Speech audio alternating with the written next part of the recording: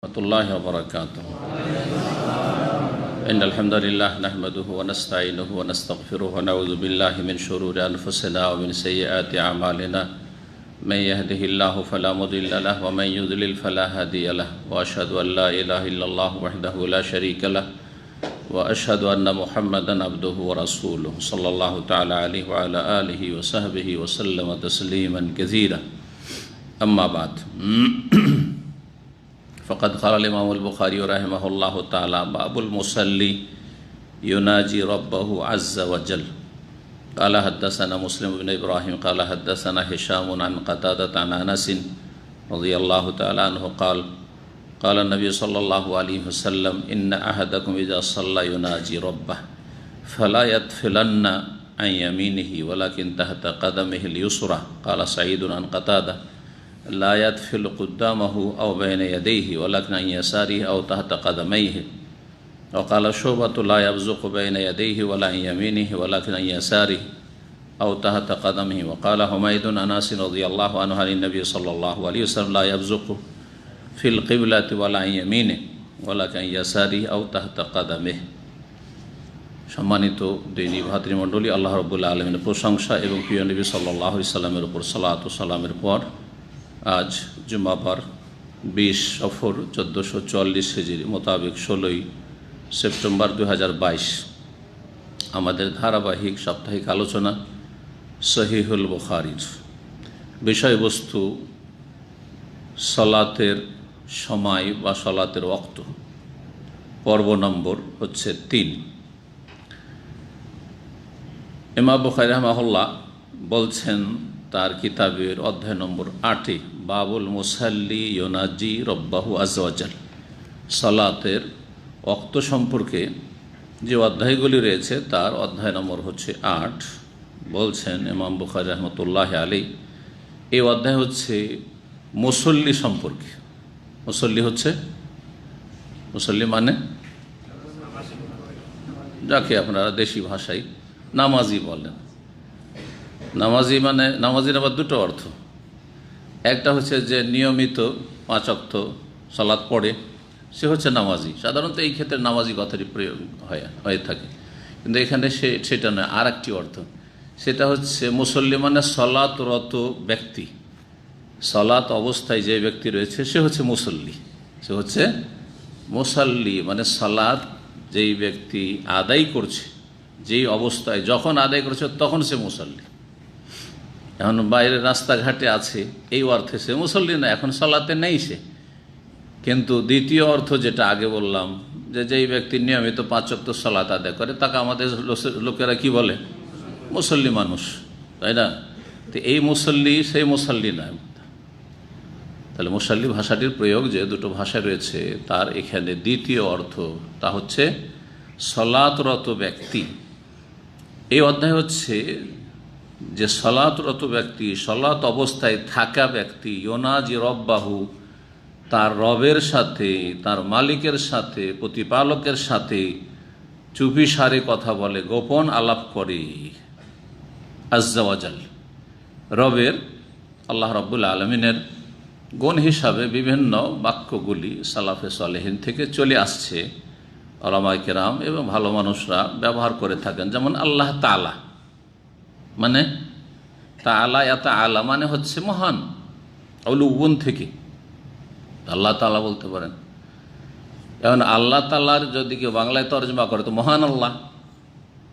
আমি অধিকাংশ সময় মহান আল্লাহ বলি, কারণ আল্লাহ তাআলা অনেকে বুঝেন না, যদিও বলে কিন্তু ওকে জিজ্ঞেস করেন। অধিকাংশ মুসলিমদের জিজ্ঞাসা আল্লাহ তাআলা যে বললেন তো তাআলা মানে কি, কেউ বলতে পারবে না, অল্প হাতে গোনাকে একজন ছাড়া, ঠিক কিনা? তাহলে আমি মহান আল্লাহ বললাম, তাহলে বুঝলো আমার বাঙালি জাতি, বুঝলো যে আমি মহান আল্লাহ মানে আল্লাহ সবচেয়ে বড় মহান, আল্লাহর উপরে কোনো কিছু নেই সব দিক থেকে। তো আল্লাহ তাআলা মানে মহান আল্লাহ। এইরকমই আল্লাহ সুবহানাহু মানে আল্লাহ পাক পবিত্র, আল্লাহ সমস্ত দোষ ত্রুটি, দুর্বলতা, ঘাটতি থেকে কি মুক্ত। সুবহানাহু, সুবহানাল্লাহ। সুবহানাহু হচ্ছে সুবহানাল্লাহ, আল্লাহ ইসিম জমির, এটা ইসিম জাহির, আর এটা হচ্ছে ইসিম জমির। সুবহানাহু মানে সুবহানাল্লাহ, সেই আল্লাহ যার পবিত্রতা ঘোষণা করছে। যিনি সমস্ত দোষ ত্রুটি থেকে, কমজোরি থেকে, আয়েব থেকে পাক, আল্লাহ সুবহানাহু।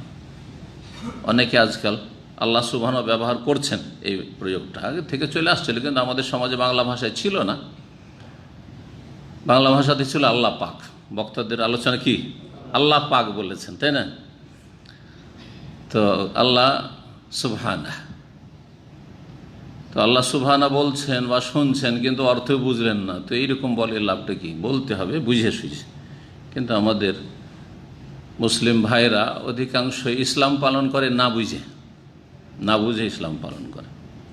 তার একটা হচ্ছে আল্লাহ সুবহানাহু বলছেন বা শুনছেন, কিন্তু আল্লাহ সুবহানাহু মানে জিজ্ঞাসা করা হইলে এখন পর্যন্ত জানতেন না যে আল্লাহ সুবহানাহু মানে কি। জি। আর একটি হচ্ছে আল্লাহ আজ্জা ওয়াজাল, আজ্জা ইজ্জু মানে ইজ্জত, আল্লাহ ইজ্জত থেকে, যিনি বড় ইজ্জত সম্মানের অধিকারী। জি। এই আজ্জা থেকে হচ্ছে আল্লাহর নাম হচ্ছে আজিজ, যিনি মহাপরাক্রান্ত, হ্যাঁ, যিনি সর্বজয়ী, এগুলো হচ্ছে আজিজের অর্থ। যিনি সব কিছুর ওপর শক্তিশালী, আজিজ। আজিজের বিপরীত জলিল, যে কখনো কারো কাছে হেরে যায়, লাঞ্ছিত হয়ে যায় না। আল্লাহ সবসময় আজিজ, মহাজয়,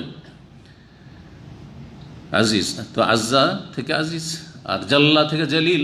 আল্লাহর একটি নাম হচ্ছে জলিল, এজন্য আব্দুল জলিল নাম রাখছেন। জি। জলিল মানে মর্যাদা সম্পন্ন। জালাল থেকে, জাল্লা জালাল ওয়াবকা ওয়াজহু রাব্বিকা জুল জালাল। আল্লাহ হচ্ছেন জুল জালাল, যিনি জালাল ওয়ালা, তিনি জলিল। তার সিফাত হচ্ছে, গুণ হচ্ছে, গুণবাচক শব্দ হচ্ছে আল জলিল। জি। তো আজ্জা ওয়া জাল্লা শব্দটি এই সিফাতগুলি থেকে এসেছে, আল্লাহর গুণবাচক নাম থেকে এসেছে। আজ্জা আজিজ থেকে এসেছে, জাল্লা জলিল থেকে এসেছে। তো যিনি মহান আল্লাহ, যিনি আজিজ মহাপরাক্রান্ত, যিনি জলিল বড় মর্যাদাবান, তার সাথে গোপন আলাপ করে মুসল্লি সালাত অবস্থায়। যখন নামাজ পড়ে তখন কার সাথে চুপিসারে কথা বলে? আল্লাহর সাথে। যা বলছেন আল্লাহর সাথে। মানুষের সাথে কথা বলা হারাম। কেউ যদি কথা বলে তাকবীরে তাহরিমার পর থেকে শুরু করে সালাম ফিরা পর্যন্ত, তাহলে তার সালাত বাতিল। কারণ সালাত হচ্ছে আল্লাহর সাথে কথা বলার নাম, মানুষের সাথে কথা বলা নিষিদ্ধ। জি। তো মুসল্লি কি করে? না যায় ও নাজি, এর মাসদার হচ্ছে মোনাজাত, এরই মাসদার হচ্ছে মোনাজাত। মোনাজাত থেকে না যায় ও নাজি। তাহলে আমরা যদি যেই ভাষাটি আমাদের সমাজে ব্যবহারই হয়ে থাকে ইসলামিক পরিভাষা হিসেবে, সেই ভাষা দিয়ে অর্থ করি, ইউনাজি মানে কি করলাম এতক্ষণ? চুপিসারে কথা বলে অথবা গোপন আলাপ করে, তাই না? এখন বলছে আর একটি অর্থ, মুসল্লি সালাত অবস্থায় রবের সাথে মোনাজাত করে। কি করে? হ্যাঁ, মোনাজাত। ইউনাজি মানে মোনাজাত করে। তাহলে এখান থেকে স্পষ্ট বুঝতে পারলেন, হাদিসে এই শব্দটি আসছে, সেখান থেকে এখানে অধ্যায় ইমাম বাকর রহমতুল্লাহ আলাইহি কায়েম করেছেন যে মুসল্লি কতক্ষণ মোনাজাত করে রবের সাথে? যতক্ষণ সালাত অবস্থায় থাকে। সালাত কখন শেষ হয়ে যায়? সালাম ফিরলে শেষ হয়ে যায়। তার মানে সালাম ফিরলে রবের সাথে বান্দার, মুসল্লির মোনাজাতের সময় শেষ। মোনাজাতের সময়। তাহলে মোনাজাত করবেন কোথায়? সালাতের ভিতরে না সালাম ফিরার পরে? কিন্তু আমাদের ভারত বাংলাদেশের মুসল্লিরা যারা দেশাচার সালাত আদায় করে, সুন্নতি সালাতের বিপরীত, সালাম ফেরার পরে মোনাজাত ধরে। সালাম ফেরার পরে কি করে?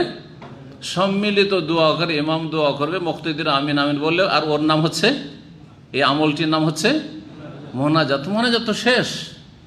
হাদিসে কি বলা হয়েছে? যতক্ষণ সালাতে থাকে ততক্ষণ মোনাজাত করে। আশা করি বোঝা গেছে। সুতরাং এই মোনাজাত শরীয়ত বহির্ভূত। সালাম ফেরার পরে এই যে বিশেষ তরিকার মোনাজাত, যেটি পরিভাষা, সেটি সুন্নাহ নয়, সুন্নাহর খেলাফ, বিদআত। জি। একা একা কারো প্রয়োজন আছে, আপনি সালাতের মধ্যেও দোয়া করলেন। সালাতের মধ্যে কোন কোন জায়গায় দোয়া করতে হবে? বিশেষ করে যেই জায়গাতে যে কোনো দোয়া করতে পারেন, এবং দোয়া করার জন্য উৎসাহিত করা হয়েছে। দোয়া কবুলের বেশি বেশি চান্স রয়েছে দুটো ক্ষেত্র রয়েছে। কি কি? এক হচ্ছে সেজদায়, আর একটি হচ্ছে আত্তাহিয়াত পড়লেন, হ্যাঁ, তারপরে দুরুদ ইব্রাহিম পড়লেন সালাম ফেরার আগেখানে। এই সময়টা, এই দুটো সময় হচ্ছে বিশেষ করে দোয়া করার সময়। এছাড়া দোয়া রয়েছে, কিন্তু যেগুলি বিশেষ বিশেষ দোয়া রয়েছে ওগুলোই পড়তে পার, এর বাইরে পড়তে পারবেন না। দুই সিজদার মাঝখানে তো দোয়া পড়ছে, রব্বেক ফেলি রব্বেক ফেলি রব্বেক ফেলি, হলো তো দোয়া, তাই না? তারপরে আরও যে দোয়াগুলি রয়েছে, সামি আল্লাহু রাব্বানা ওয়া লাকাল হামদ, সূরা ফাতিহা ও দোয়া, সানাও দোয়া, সে আল্লাহ বাইদ বানি পড়েন অথবা ইন্নি তো পড়েন অথবা আপনার সুবহানাকা পড়েন, সবই দোয়া। কিন্তু এগুলোতে যেই দোয়া নির্ধারিত দোয়া রয়েছে নির্দিষ্ট, ওই দোয়াটাতেই সীমিত রাখতে হবে, আপনার এখতিয়ারি দোয়া চলবে না। স্বাধীনভাবে দোয়া চলবে, কিন্তু স্বাধীনভাবে কোন কোন জায়গায় দোয়া চলবে, দুটো জায়গায় দোয়া চলবে। এগুলো হচ্ছে আসল সুন্নতি মোনাজাতের ক্ষেত্র। যতক্ষণ পর্যন্ত বান্দা সলাতা দেখো ততক্ষণ পর্যন্ত রবের সাথে মোনাজাত করে, মানে গোপন আলাপ করে। মোনাজাত মানে আস্তে আস্তে কানে কানে কথা বলা। অনেকে বসে আছেন কিন্তু দুজন কানে কানে কথা বলছেন, এটার নাম মোনাজাত। সূরা মুজাদালাতে কোন মোনাজাত জায়েজ মানুষের সাথে, কোনটা জায়েজ নয়। মোনাজাত করো ভালো কাজের জন্য, মানে চুপি সারে গোপনে যদি কথা বলতে হয়, ভালো কথা বলে ঠিক আছে, কিন্তু ষড়যন্ত্রমূলক কথা, হ্যাঁ, গীবত, হ্যাঁ, পরনিন্দা ইত্যাদি, অথবা কারো মিথ্যা অপবাদ, অথবা কোনো নাজায়েজ কথা, জায়েজ নয়। গঠনমূলক যদি মোনাজাত হয় তাহলে ঠিক আছে, মানে আল্লাহর সাথে মোনাজাত নয়, মানুষে মানুষে মোনাজাত, মানে গোপনে আলাপ করা। গোপনে আলাপ যদি তিনজন থাকে আর দুজন যদি কানে কানে কথা বলে, এটা জায়েজ? নিষেধ করা হয়েছে হাদিসে। কেন নিষেধ করা হয়েছে? ফাইন্না যালিকা হুজনু, তাকে চিন্তায় ফেলে দিবে, দুইজনে কানে কানে কথা বলছে, কি যে করবে। আর বিশেষ করে যদি হ্যাঁ শহরের বাইরে থাকে, গ্রামের বাইরে, মাঠে ঘাটে থাকি, মেরে ফেলবে মনে হয় এরা দুজনে আমাকে, ঠিক না? আর এখানেও যদি কানে কানে কথা বলে তো অবশ্যই আশেপাশের লোকের খারাপ লাগবে যে আমাকে শুনতে দিচ্ছে না, আরও দুজনে কথা বলছে। নিশ্চয়ই এমন কোনো কথা বলছে যেটা হয় আমার বিরুদ্ধে অথবা আর কারো বিরুদ্ধে, যেটা আমি জানলে হ্যাঁ তাদের অসুবিধা হবে না। এইরকম জায়গায় কথা বলবেন না। জায়েজ কথাও এইরকম জায়গায় বলবেন না যেখানে আপনার সম্পর্কে বিরূপ ধারণা হইতে পারে, অথবা এখানে গুরুত্বপূর্ণ একটা গঠনমূলক কথায় বসে আছেন, দিনের আলোচনা চলছে আর আপনার কানে কানে কথা বলছেন, এটাও ঠিক না। তো যাই হোক, মোনাজাত সম্পর্কে, শব্দ সম্পর্কে আলোচনা করলাম। রবের সাথে মোনাজাত সালাত অবস্থায়, সালাতের বাইরে নয়। সুন্নতি মোনাজাত করবেন, এই জন্য নিজেকে একটু আস্তে আস্তে সুন্নতের দিকে ফিরিয়ে নিয়ে আসবে বেদাত থেকে। কারণ বেদাত হচ্ছে কি, বেশি লবণ খাওয়ার মতো। বেদাত হচ্ছে বেশি চিনি খাওয়ার মতো। বেশি চিনি যার চায়ে খাওয়া অভ্যাস হয়ে গেছে, সে অল্প চিনি দিয়ে চা খেতে পারে না। বেশি লবণ খাওয়া অভ্যাস হচ্ছে, লবণ এমনিতেই তরকারিতে বেশি, তারপরে বাঙালি ট্র্যাডিশন হচ্ছে ছিটিয়ে লবণ খেতে হবে। এই যে বদভ্যাস হয়ে গেছে, এটাকে বদভ্যাস। কারণ এই দুটো সাদাতে কোনো ফায়দা নেই, লস আর লস। এই জন্য বললাম বদভ্যাস। কথা বুঝতে পারছেন? শরীরে কোনো ফায়দা নেই। মানুষ খায় কিসের জন্য? শরীরের হয় পুষ্টি হবে, হ্যাঁ, না হলে উপকার। লাইউসমেন, খিদা দূর করবে, হ্যাঁ, লাইউসমেন ওয়ালাইগনি মিঞ্জু, আর না হলে শরীরটাকে সুস্থ রাখবে। চিনি আর লবণে খিদাও দূর। শুধু শুধু লবণ আর চিনি খেয়ে মানুষ বাঁচতেও পারবে না। ওয়ালাইগনি ওয়ালাইউসমেন, আর পুষ্টিও না, এতে ক্ষতি আর। সুতরাং যতটা জরুরি ততটা করবে। শরীয়তের ক্ষেত্রে ওই রকমই, যারা বেদাত করে, বেদাতি আমল করে, তারা বেশি লবণ খাওয়া লোক, বেশি লবণ করে, বেশি আমল, বেদাতি আমল করে অভ্যাস হয়ে গেছে। এখন সুন্নতি আমল বললে ওদেরকে তরকারি আইন্না আইন্না লাগে। আন্না বুঝেন না, বুঝেন না, কথা বুঝতে পেরেছেন? প্রথম যখন আহলে হাদিস মসজিদগুলো থেকে, আহলে হাদিস মসজিদে মোনাজাতে বেদাতি মোনাজাত হইতো। 1986-তে বেনারস জামিয়া সালাফিয়াতকে পাস করলাম, মদিনা আসার জন্য অ্যাপ্লাই করলাম, পড়াইতে লাগলাম। গেলাম এমন এক মাদ্রাসায়, সমস্ত আহলে হাদিস মসজিদ হানাফিদের মতো মোনাজাত হয় 5 ওয়াক্ত। এখন উঠাইতে হবে। এতদিনে জানতে পারলাম, তাহকিক করে আমরা জানতে পারলাম যে এই মোনাজাতটা বেদাত, যা চলছে সব সমাজে, আহলে হাদিস সমাজে চলছে। উঠাইতে হবে। একবারে ওঠা সম্ভব নাই, কারণ জাতি হচ্ছে অন্ধ মোকাল্লেদ। যতই বলুক যে আমরা মোকাল্লেদ না, আমরা কোনো মজহাব মানি না, কিন্তু বাপদাদার মজহাব মানে। হানফি, শাফি, মালিকি, হাম্বলি মজহাব মানে না হয়তো, হ্যাঁ, কোনো একটা মজহাব, কিন্তু বাপদাদার মজহাব মানে। বাপদাদা এতদিন ধরে মোনাজাত করে এলো, আর এসব আলেম যে কোথা থেকে আসলো সব উঠিয়ে দিবে। আরে কি বলে জানেন, এরা কোন দিন বলবে যে না নামাজও নেই, বলবে যে নামাজও নেই আর নামাজ পড়া লাগবে না। তা বুঝতে পারছেন? তো যখন প্রথম উঠাইলাম, যেই সময়টাই লোকজন কম, জুমাতে উঠা যাবে না, এখন পরিস্থিতি ওই রকম খারাপ, উঠাইতে দেবে না, মারামারি শুরু করে দেবে, দুই দলে ভাগ হয়ে যাবে, কিছু আলেমদের পক্ষে আসবে, কিছু বিরোধী হয়ে যাবে, সমাজ জাহেল সমাজ। রাগ করবেন না আসলে, জি অন্ধত্ব। তো আসরে উঠিয়ে দিলাম, ফজর উঠিয়ে দিলাম, কারণ আসরে একটু লোক কম হয়, ফজরে একটু লোক কম হয়, অথবা জোহরে একটু লোক কম হয়, দিলাম উঠিয়ে। এক অক্ত দু অক্ত করতে করতে মাগরিব উঠিয়ে দিলাম, এশাতে উঠিয়ে দিলাম। এসে গ্রামের সর্দার সাহেব আর সেক্রেটারি সাহেব বলছে যে মৌলানা বলে, আমিও আমতি করতাম বেশিরভাগ, যেহেতু তখন থাকতাম, এ শাদিও হয়নি, মাদ্রাসায় থাকতাম সব স্টাফেরা। তো মৌলানা আপনারা তো মোনাজাত উঠিয়ে দিলেন, বলে এটা তো নাই আসলে। বলছে বড় বড় আলেমরা করে এসছে, অমুক অমুক আলেম ছিলেন, অমুক ছিলেন, আপনি জানেন যে ওরা বড় বড় আলেম ছিলেন। বড় বড় আলেম যদি ভুল করে তা আমাদেরকে ভুল করতে হবে, তারা বুঝতে পারেনি, আমরা বুঝতে পেরেছি। আচ্ছা গেল। তারপরে বলছে যে বললাম না আইনা লাগছে, উত্তর এখন যুক্তি দিয়ে বুঝাইতে হবে। তাহলে বেশি লবণ খাওয়া অভ্যাস হয়ে গেছে, এখন আপনাদেরকে একটা নিয়মিত যেটা স্বাভাবিক লবণ খেতে হয় অতটাতে নিয়ে আসছি। কিছুদিন এরকম আমল করলে তখন আর আইনা লাগবে না, তখন বুঝতে পারবেন যে সালাম ফিরলে সালাত শেষ, সালাম ফিরলে সালাত শেষ। এরপরে বাধ্যতা বসে থাকতে হবে, দোয়া করে দিতে হবে, দোয়া করতে হবে, অপেক্ষা করে আছেন, এমন দিকে চেয়ে বসে আছেন কখন মোনাজাত করছে। এটা হচ্ছে অতিরিক্ত লবণ খাওয়া, মানে বেদাত করা। কথা বোঝা গেছে? আল্লাহ বোঝার তৌফিক দান করে। তো নবী সাল্লাল্লাহু আলাইহি ওয়াসাল্লাম হাদিস, আনাস রাদিয়াল্লাহু তাআলা আনহু বর্ণনা করেছেন, 531 নম্বর হাদিস। কালা নবী সাল্লাল্লাহু আলাইহি ওয়াসাল্লাম বলেছে, ইন্না আহাদাকুম ইযা সাল্লাহ, নিশ্চয় তোমাদের যে কেউ যখন সালাত আদায় করে, সালাত অবস্থায় থাকে, ইউনাজি রব্বাহু, তার প্রতিপালকের সাথে গোপন আলাপ করে, মোনাজাত করে, সালাত অবস্থায় গোপন আলাপ করে, ফালা ইয়াতফিলান্না, যখন গোপনে কথা বলছো তোমার রবের সাথে, মালিকের সাথে, সুতরাং আদব কায়দার খেয়াল অবশ্যই রাখতে হবে। মানুষের সাথে পাশাপাশি বসে থেকে থুতু ফেলতে পারবেন না। তাহলে মানুষের যিনি রব, যিনি রব্বুন নাস, মালিকুন নাস, এলাহুন নাস, তার সাথে গোপনে কথা বলছেন আর থুতু ফেলছেন, এটা কেমন বেয়াদবি।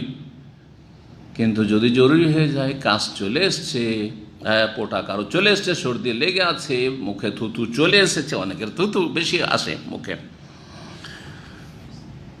বলছেন ফালায়াত ফেলান নাই আমি নেই, ডান দিকেও থুতু ফেলিও না। আর অন্য হাদিসে রয়েছে, সামনে হাদিসগুলো আসছে, একটি হাদিসে সব কথা আসেনি, অনেক জায়গায় সামনের দিকে ফেলিও না। সামনের দিকে কথা বলছো, তার মানে সামনে তোমার রবের সাথে কথা বলছো, তারপরে রহমতের ফেরেশতা রয়েছে, ডান দিকে রহমতের ফেরেশতা রয়েছেন, কিন্তু কোন একদিকে ফেলতে তো হবে। তো জায়েজ কোন দিকে বলছো, ওয়ালাকিন তাহতা কাদামিহিল ইউসরা, পায়ের তলায় ফেলো, কিন্তু কোন পা? বাম পায়ের তলায়, ডান পায়ের তলায় নয়, বাম পায়ের তলায় ফেলো। কখন বলেছেন এই হাদিস? 1400 বছর আগে যখন বলেছেন নবী সাল্লাল্লাহু আলাইহি ওয়াসাল্লাম, তখন মসজিদ নববীতে কোনো চাটাই পাটি বিছানো পর্যন্ত হইতো না। মানুষ মাটির ওপর আর কুচি পাথর বিশিষ্ট, মদিনার মাটি মানে কুচি ছোট ছোট পাথর, কুচি পাথর বিশিষ্ট মাটিতে জমিনে মানুষ সালাত আদায় করতেন, সেজদা করতেন, ঠিক আছে না? তো যদি কেউ ওই রকম যেখানে এমনি মাঠে ঘাটে, ধরেন মরুভূমিতে আজকাল কোথাও সময় হয়ে গেছে, নামাজ শুরু করে দিয়েছেন, আর যদি থুথু পায়ের তলে, বাম পায়ের তলে ফেলেন, অসুবিধা আছে? অথবা এমনি কাঁচা মসজিদ, হ্যাঁ, প্লাস্টারও করা নেই, মার্বেল টার্বেল কিছুই নেই, আর যদি ফেলে তাহলে মাটিতে ফেললে হবে কি, পা দিয়ে একটু ঘষা দিলেই সেটা নিশ্চিহ্ন হয়ে যাবে। দাফনের কথা হাদিস হয়েছে, কেউ যদি মসজিদে এরকম থুতু ফেলে তাহলে সেটাকে দাফন করে, দাফন হচ্ছে সেটাকে মুছে দেওয়া, নিশ্চিহ্ন করে দেওয়া। কিন্তু পাকা মসজিদে সেটা সম্ভব নাই। তারপরে আপনার ডান দিকে আর সামনে তো জায়েজই নাই। তো থুথু ফেলার বিষয়ে, যে থুথু বাম দিকে ফেলবেন আর পায়ের তলে ফেলবেন, সেই ক্ষেত্রেও মসজিদটা কী ধরনের এটা খেয়াল রাখতে হবে। কার্পেট বিছানো আছে আর কার্পেটের উপরে থুতু ফেলবেন বাম দিকে, চলবে? এটা কেউ মেনে নেবে না। হ্যাঁ, আপনার বাড়িতে আপনার কার্পেটের ওপরও যদি কেউ করে এটা আপনি মেনে নেবেন না, তাহলে আল্লাহর ঘরে কী করে মেনে নিতে পারেন? সুতরাং এই হাদিসের ওপর আমল করতে হবে। নবী সাল্লাল্লাহু আলাইহি ওয়াসাল্লামের যুগের মতো মসজিদ যদি থাকে সেইখানে আমল করা চলবে, কিন্তু এখন মসজিদের অবস্থা যেহেতু পরিবর্তন হয়েছে, সুতরাং আমাদের কাছে আরও অন্য বিকল্প ব্যবস্থা এসে গেছে। সেটা হচ্ছে রুমাল, হ্যাঁ, টিস্যু নিলেন আর থুতু ফেলে দিলেন, তারপরে নষ্ট করে সেটাকে পকেটে রেখে নিলেন, মসজিদের বাইরে গিয়ে ফেলে দিলেন আপনি ডাস্টবিনে। হাদিস বিভিন্ন বর্ণনাকারীরা বর্ণনা করেছেন, আর অধিকাংশ বর্ণনাকারীরা তাবেঈরা আনাস থেকে, সব আনাসের ছাত্র। কাতাদা একজন, আর আলা সাইদুন আন কাতাদা, হেশাম। কাতাদা যে তাবেঈ, তার এক ছাত্র হেশাম প্রথম হাদিসে ছিল। দ্বিতীয় হাদিসে সাঈদ ইবনে জুবাইর কাতাদা থেকে, লা ইয়াদফিলু কুদ্দামাহু আও বাইনা ইয়াদাইহি, সামনেও ফেলবে না, কেন আও বাইনা ইয়াদাইহি কুদ্দাম বলেছেন, কুদ্দাম মানেও সামনে। কুদ্দামকে এখনকার আরবরা কাফকে গাফ বলে, সেজন্য গুদ্দাম বলে, রো গুদ্দাম, কুদ্দাম ওইটাই আজকে। আর বাইনা ইয়াদাইহি মানে দুই হাতের সামনে, দুই হাতের সামনে মানে সামনে। ওয়ালাকিন আন ইয়াসারি, কোন দিকে ফেলবো তাহলে? সামনে ফেলবো না, বাম দিকে ফেলো। আও তাহতা কাদমাইহি, দুই পায়ের নিচে, দুই পায়ের নিচে এই রিওয়ায়াতে রয়েছে, কিন্তু অন্য এতে আছেন না, এক পায়ের কথা রয়েছে, তাহলে বুঝা ডান পায়ের নিচে নয়, ডান দিকে ফেলবে না। শোভা বর্ণনা করেছে ইমাম শোভা রাহিমাহুল্লাহ, লা ইয়াবযুকু, এখানে তাফেলা থুথু ফেলাকে আরবিতে বিভিন্ন শব্দ দিয়ে ব্যক্ত করা হয়েছে। তাফাল মানেও থুথু ফেলা, আর বাজাকা ইয়াবযুকু মানে থুথু ফেলা, বোজাক মানে থুথু, বোসাক মানে থুথু। বোসাক সদ দেওয়া হয়, সেন দেওয়া হয়, আবার বোজাক যা দেওয়া হয়, কাছাকাছি শব্দ, কিন্তু সবগুলির মানে কিন্তু থুথু। এরকম তাফাল মানে তাফাল, এতফাল মানে থুথু। এক একটু করে কিছু শব্দ রয়েছে, পার্থক্য রয়েছে। যেমন থুথুর থুথু মানে ফুক দেওয়ার সাথে যদি একটু থুথু বেরোয়, তা নাফাসা আনফুসু, সা দিয়ে নাফাসা আনফুসু, এখান থেকে অমিন শাররিন নাফাসাতি ফিল উকাদ, দম করার সময় হালকা একটু থুথু বেরিয়ে আসা। জি, এটা নবী সাল্লাল্লাহু আলাইহি ওয়াসাল্লাম যখন রুকিয়া করতেন, দম করতেন, এরকমটা করতেন। তো এই জন্য নাফাসা শব্দ রয়েছে। যারা জাদু করে, পুরুষ হোক আর মহিলা হোক, যদিও মহিলারা বেশি জাদুর সাথে জড়িত, এই জন্য সূরা ফালাকে নাফাসাতে নারীদের কথা বিশেষভাবে বলা হয়েছে। নারীরা যে অপরাধগুলিতে বেশি জড়িত পুরুষের তুলনায়, সেখানে স্ত্রীলিঙ্গ দিয়ে আল্লাহ রাব্বুল ব্যক্ত করেছেন। যেমন এখানে অমিন শাররিন নাফাসাতে ফিল উকাদ, তো নাফাসা আনফুসু মানে এমন ফুক দেওয়া যাতে হালকা থুথু বেরোয়। আর তাফাল মানে থুথু ফেলা। বাজাকা, বোসাক, বোজাক এগুলো বললাম সব কাছাকাছি উচ্চারণ, করিবুল মাখরাজ, সেগুলি সবগুলি অর্থ হচ্ছে থুথু বা থুথু ফেলা। তো ফাল লা ইয়াবযুকু, থুথু যেন না ফেলে, বাইনের সামনে, ওয়ালা ইয়ামিন, ডান দিকেও না ফেলে, ওয়ালাকিন আন ইয়াসারি। এই হাদিস এখন পূর্ণ আসলো, সামনেও ফেলবে না, ডান দিকেও ফেলবে না, কোথায় ফেলবে? বাম দিকে। আও তাহতা কাদম, বাম দিকে ফেলবে যদি বাম দিকে কোনো মুসাল্লি না থাকে, আর না হলে নিজের পায়ের তলায়, আও তাহতা কাদামেহি, পায়ের তলায় ফেলবে। আনাস রাদিয়াল্লাহু তাআলা আনহু থেকে বর্ণনাকারী একজন তাবী হচ্ছেন কাতাদা, আর একজন হচ্ছে হুমায়দ আত-তাওয়িল রাহিমাহুল্লাহু তাআলা। আনাস রাদিয়াল্লাহু তাআলা বর্ণনা করেছেন নবী সাল্লাল্লাহু আলাইহি ওয়াসাল্লাম, তিনি বর্ণনা করেন, লা ইয়াবযুকু ফিল কিবলাতে, কিবলার দিকে, এখানে সামনে কথা নেই, কুদ্দাম নেই, বাইনা ইয়াদাইন, কিবলাতে থুথু ফেলবে না, সামনের দিকে থু এইভাবে ফেলবে না। ওয়ালা আন ইয়ামিনি, ডান দিকে ফেলবে না, ওয়ালাকিন ইয়াসারিহি, বাম দিকে ফেলবে, আও তাহতা কাদামে, পায়ের তলায় ফেলবে। আরেকটি হাদিস এই মর্মে আছে, হাদিসটা শেষ করি, তারপরে কিছু আর মাসলা বাকি আছে, ইনশাআল্লাহ সেই মাসলাগুলো বর্ণনা করে দেবো। 532 নম্বর হাদিস। বর্ণনাকারী সাহাবী আনাস রাদিয়াল্লাহু তাআলা আনহু, তিনি বলছেন, নবী সাল্লাল্লাহু আলাইহি ওয়াসাল্লাম থেকে বর্ণনা করে বলেন যে রাসূলুল্লাহ বলেছেন, এতাদেলু ফিস সুজুদ, তোমরা সেজদায় ভারসাম্য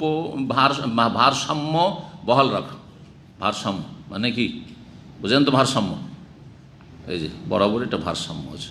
এদিকে যদি ঝুঁকে যান, ভারসাম্য ঠিক না। এদিকে ঝুঁকে গেলেন, ডান দিকে বাম দিকে, দুটো স্ত্রী আছে, দুটো স্ত্রীর মাঝে ভারসাম্য বহাল রাখতে হবে, ঠিক না? জীবনের প্রতিটি ক্ষেত্রে ভারসাম্য, জীবনের প্রত্যেক ক্ষেত্রে ভারসাম্য বজায় রাখতে হবে, না হলে আপনি জালেম। আপনি জালেম। বাপ হিসাবে, মা হিসাবে ছেলে মেয়েদের মাঝে ভারসাম্য বজায় রাখতে হবে।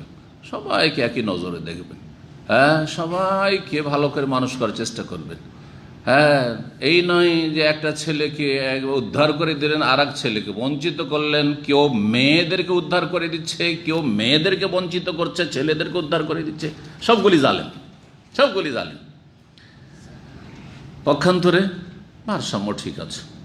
জি, যার যে মর্যাদা, যার যতটা হক, ইন্নাল্লাহ কাদা তাকুল্লাজি হাক্কিন হাক্কা, প্রত্যেক পাওনাদারকে, হকদারকে আল্লাহ হক দিয়ে দিয়েছেন, আল্লাহ দিয়েছেন, আপনি কেন দেবেন না?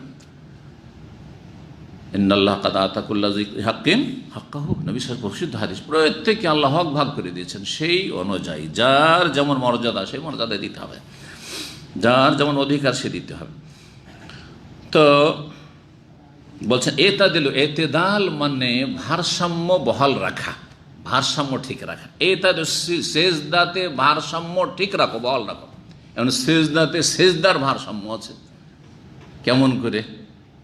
যেভাবে রাসূলুল্লাহ সাল্লাল্লাহু আলাইহি ওয়াসাল্লাম সেজদা করেছেন, সেজদার ভারসাম্য একটা হচ্ছে ধীর স্থিরতার সাথে, ইতমিনান, প্রশান্তির সাথে সেজদায় গেলেন, আবার উঠে গেলেন, এমন না। আর উঠে সোজা বসলেন, আবার সেজদায় চলে গেলেন, এমন নাই। সেজদা প্রশান্তির সাথে ধীর স্থিরভাবে সেজদা করবেন। ইমাম কমপক্ষে 5 বার করে তসবিহ করে, যাতে মুক্তাদি 3 বার বলতে পারে। কারণ সর্বনিম্ন উত্তম হচ্ছে 3 বার, সর্বনিম্ন। তো ইমাম যদি 3 বার বলে, তো মুক্তাদি অনেকে দুর্বল আছে, অনেকে অজ্ঞ আছে, তো 1 বার বলতে পারবে না, হয়তো যেতে যেতে উঠে যাবে। অনেক ইমাম এরকমটাই করে, ও মনে করে যে 3 বার বলে নিয়েছি, অনেক বড় কাজ করে দিয়েছি, তাড়াহুড়া। জি না, এমন জন্য উচিত নয়, বরং তার বেশি বলে 5 বার, 7 বার, 9 বার, তারও বেশি বলতে থাকবে। অন্যান্য দোয়া করবে, যাতে করে মুসল্লি মুক্তাদিরা সময় পায়। সব দিয়ে খেয়াল রাখবে, সব দিয়ে খেয়াল রাখা ভারসাম্য। তো সেজদা ধীর স্থিরভাবে করবে, সে একাকী নামাজি হোক আর মুক্তাদি হোক অথবা ইমাম হোক। সেজদার ভারসাম্য বহাল রাখা হচ্ছে যে সেজদাতে আপনি নিজের শরীরটাকে সংকুচিত করে রাখবেন না, লম্বা হয়ে সেজদা করবেন আপনি, আর পিঠটা যাতে করে বরাবর হয়ে থাকে, বরাবর হয়ে থাকে পিঠটা, এইভাবে সেজদা করবেন। সেজদাতে নিজের হাতগুলিকে গুটিয়ে নেবেন না, শরীরের সাথে সম্প্রসারিত রাখবেন। জি, সেজদাতে নিজের বুককে মাটির সাথে ঠেকিয়ে নেবেন না, সেটা নর হোক অথবা নারী হোক, মহিলা হোক আর পুরুষ হোক। কিন্তু আমাদের হানাফি ভাইদের মহিলাদের সালাতে কি করা হয়? একবারে শরীরটাকে জমিনের সাথে যত বসিয়ে দিবে তত পর্দা নাশীন হবে। যুক্তিতে তারা মুক্তি খুঁজেছে আর হাদিস উপেক্ষা করেছে। এই হাদিস শুধু পুরুষদের জন্য নয়, মহিলা পুরুষ সবাই সামনে নবী সাল্লাল্লাহু আলাইহি ওয়াসাল্লাম এই সম্বোধনে, তোমরা সেজদার ভারসাম্য বহাল রাখো। ওয়ালা ইয়াবসুতু, তার একটা দিক হচ্ছে ওয়ালা ইয়াবসুতু আহাদুকুম যিরাআইহি কাল কালবি, তোমাদের কোন ব্যক্তি মহিলা হোক আর পুরুষ হোক যেন নিজ বাহু, নিজ হাতকে জেরা, জেরা হচ্ছে এখান পর্যন্ত, এখান পর্যন্ত জেরা, জি, আর এটুকু হচ্ছে কাফ, এটুকু হচ্ছে কাফ, জি, আর পুরোটা হাত। হাত বলে আপনি এতটুকু উদ্দেশ্য করতে পারেন, হাত বলে এতটুকু উদ্দেশ্য করতে পারেন, কিন্তু হাত হচ্ছে পুরোটাই হাত। জি, তোমাদের কেউ যেন নিজের হাতকে বা বাহুকে কি না করে, বিছিয়ে না দেয়, বাসাতে আসলে বিছিয়ে দেওয়া, সম্প্রসারিত না করি। কেমন করে সম্প্রসারিত করা? বিছিয়ে দেওয়া কালবে কুকুরের মতো। এখন কুকুর বসে কেমন করে? কুকুর যখন বসে তো সামনের পা দুটাকে এরকম করে সামনের দিকে রেখে দেয়। আপনি সেজদা যখন গেলেন তখন এরকম করে রেখে দিলে আর তারপরে সেজদা করছেন না, তাহলে কি করতে হবে? এইভাবে রাখতে হবে। আর সেটাকে একবারে শরীরের সাথে গুটিয়ে রাখলে হবে না, সম্প্রসারিত করে রাখতে হবে।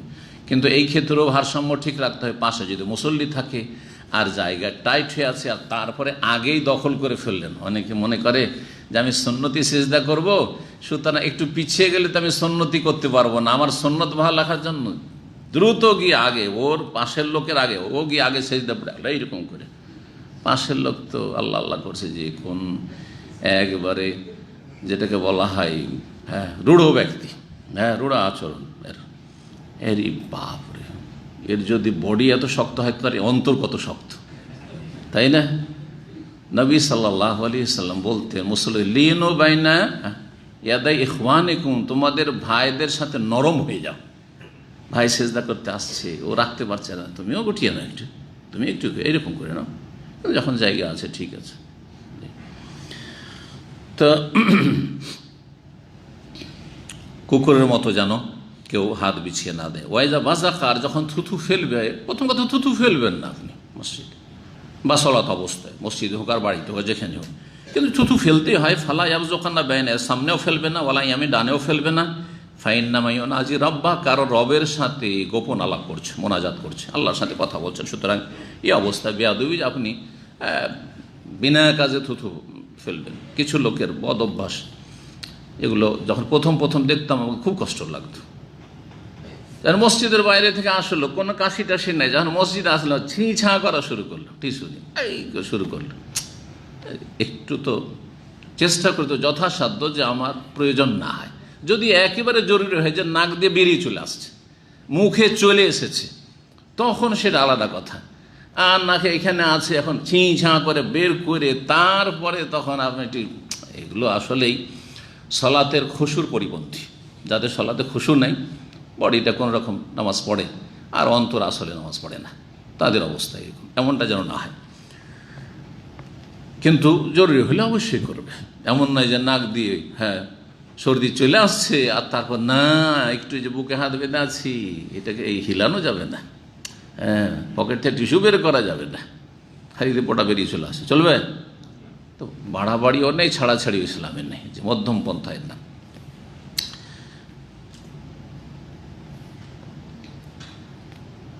তাহলে থুথু ফেলার বিষয়টি, থুথু ফেলার ক্ষেত্রে একটি হাদিস আসলো, লা ইয়াবযুকু ফিল কিবলার দিকে থুথু ফেলবে না, কেবলার দিকে থুথু ফেলবে না। এই কথাটি নবী সাল্লাল্লাহু আলাইহি সাল্লামের যে কোনো অবস্থাকে শামিল, নাকি বিশেষ বিশেষ কিছু অবস্থায়, আর কিছু অবস্থা ব্যতিক্রম রয়েছে, এই বিষয়ে ওলামাদের দুটো মত রয়েছে। কয়টি অবস্থা হইতে পারে? প্রথম একটি অবস্থা যে আপনি থুথু ফেলছেন সলাত অবস্থায়, এক নম্বর কি নামাজ অবস্থায় আছেন, দুই নম্বর মসজিদে আছেন, কি মসজিদে আছেন আর কেবলার দিকে, তাহলে জায়েজ না জায়েজ? না জায়েজ। এক তো নামাজ অবস্থায় আছেন, দুই নম্বর হচ্ছে মসজিদে আছেন। দ্বিতীয় অবস্থা হচ্ছে যে আপনি মসজিদে আছেন কিন্তু নামাজ অবস্থায় না, মসজিদে আছেন নামাজ অবস্থায় না। তো মসজিদের ভিতর থেকে দেখছে কেবলার দিকে জানালা আছে, জানালা দিয়ে থুতু ফেলছেন, এটাও ফেলবো। অথবা মসজিদের ভিতরে হইলো বা বাইরে হইলো, কিবলার দিকে, এইদিকে জানালা আর কিবলার দিকে আপনি থুতু ফেলছেন, এটাও করবে না, নিষেধ। তিন নম্বর অবস্থা কি হতে পারে? তিন নম্বর অবস্থা থুতু ফেলছেন মসজিদের বাইরে কিন্তু সালাত অবস্থায়, থুতু ফেলছেন মসজিদের ভিতরে, মসজিদের ভিতরে না সালাত অবস্থায়, বললাম সালাত অবস্থায় কিন্তু মসজিদের বাইরে, এটা না বললাম? তৃতীয়, সালাত অবস্থায় কিন্তু সালাত পড়ছেন মসজিদের বাইরে, কোনো জায়গায় মাঠে ঘাটে কোথাও নামাজ পড়ছেন আপনি, সালাত অবস্থায়। তো কেবলার দিকে থুতু ফেলা যাবে না? কেবলার দিকে ফেলা যাবে না। কয়টি অবস্থা হলো? চার নম্বর অবস্থা কি বাঁচতে পারে? থুতু ফেলছেন না মসজিদে না নামাজ অবস্থায়, মসজিদেও না আর সালাত অবস্থায় নাই, থুতু ফেলছেন কেবলার দিকে, এমনি চলতে চলতে থুতু ফেলছেন, হাঁটছেন, এখানে ধরেন কিংস রোড দিয়ে আর রোডটা গেছে কেবলার দিকে যাচ্ছে, ওই দিকে হেঁটে যাচ্ছেন আপনি, বলছে থুতু ফেলছেন।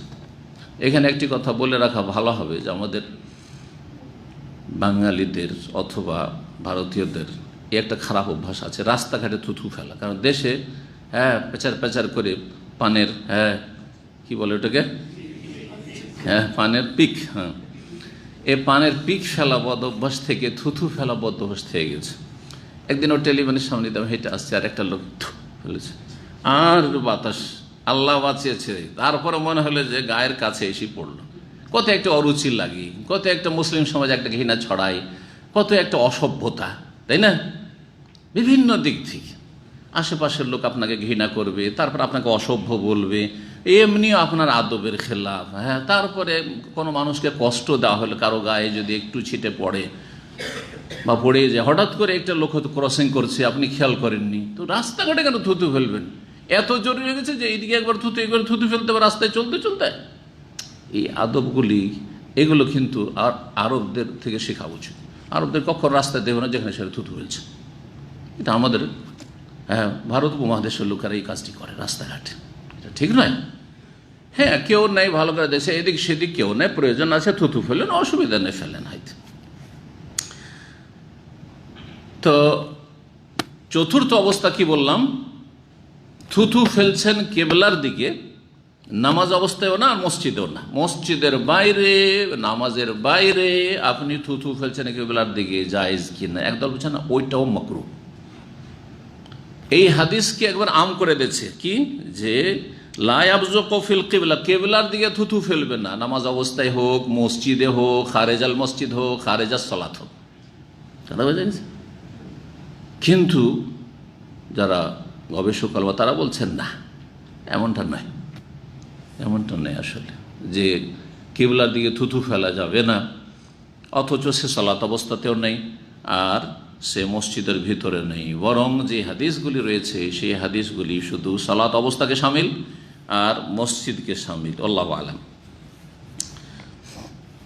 তারপরে বলছেন ফাইনামেনাজি রব্ব হয়ে গেছে। 9 নম্বর অধ্যায় বলছে বাবন, এই অধ্যায় হচ্ছে আল ইবরার বি যোহরে ফি শিদ্দাতিল হার, জোহরকে ঠান্ডা করে আদায় করা, ফি শিদ্দাতিল হার, প্রচণ্ড গরমের দিনে।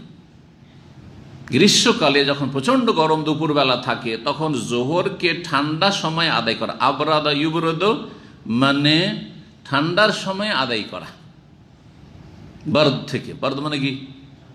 বারদ মানে ঠান্ডা, বারদ মানে ঠান্ডা। এইখান থেকেই আপনার এই কুলারগুলোকে কি বলছে? বাররাদা বলছে, জানেন না? ঠান্ডা করে জোহর আদায় করা, ফিসেদের রোদের প্রখরতার সময়, যখন প্রচণ্ড রোদ থাকবে। আরব দেশে কত গরম, এমনি আমাদের দেশে প্রচণ্ড গরম, কিন্তু গরমের সময় গরম, ঠান্ডার সময় ঠান্ডা আমাদের দেশে। হ্যাঁ, সৌদি আরবেও বিভিন্ন এলাকা বিভিন্ন রকম অবস্থা, বিভিন্ন রকম অবস্থা।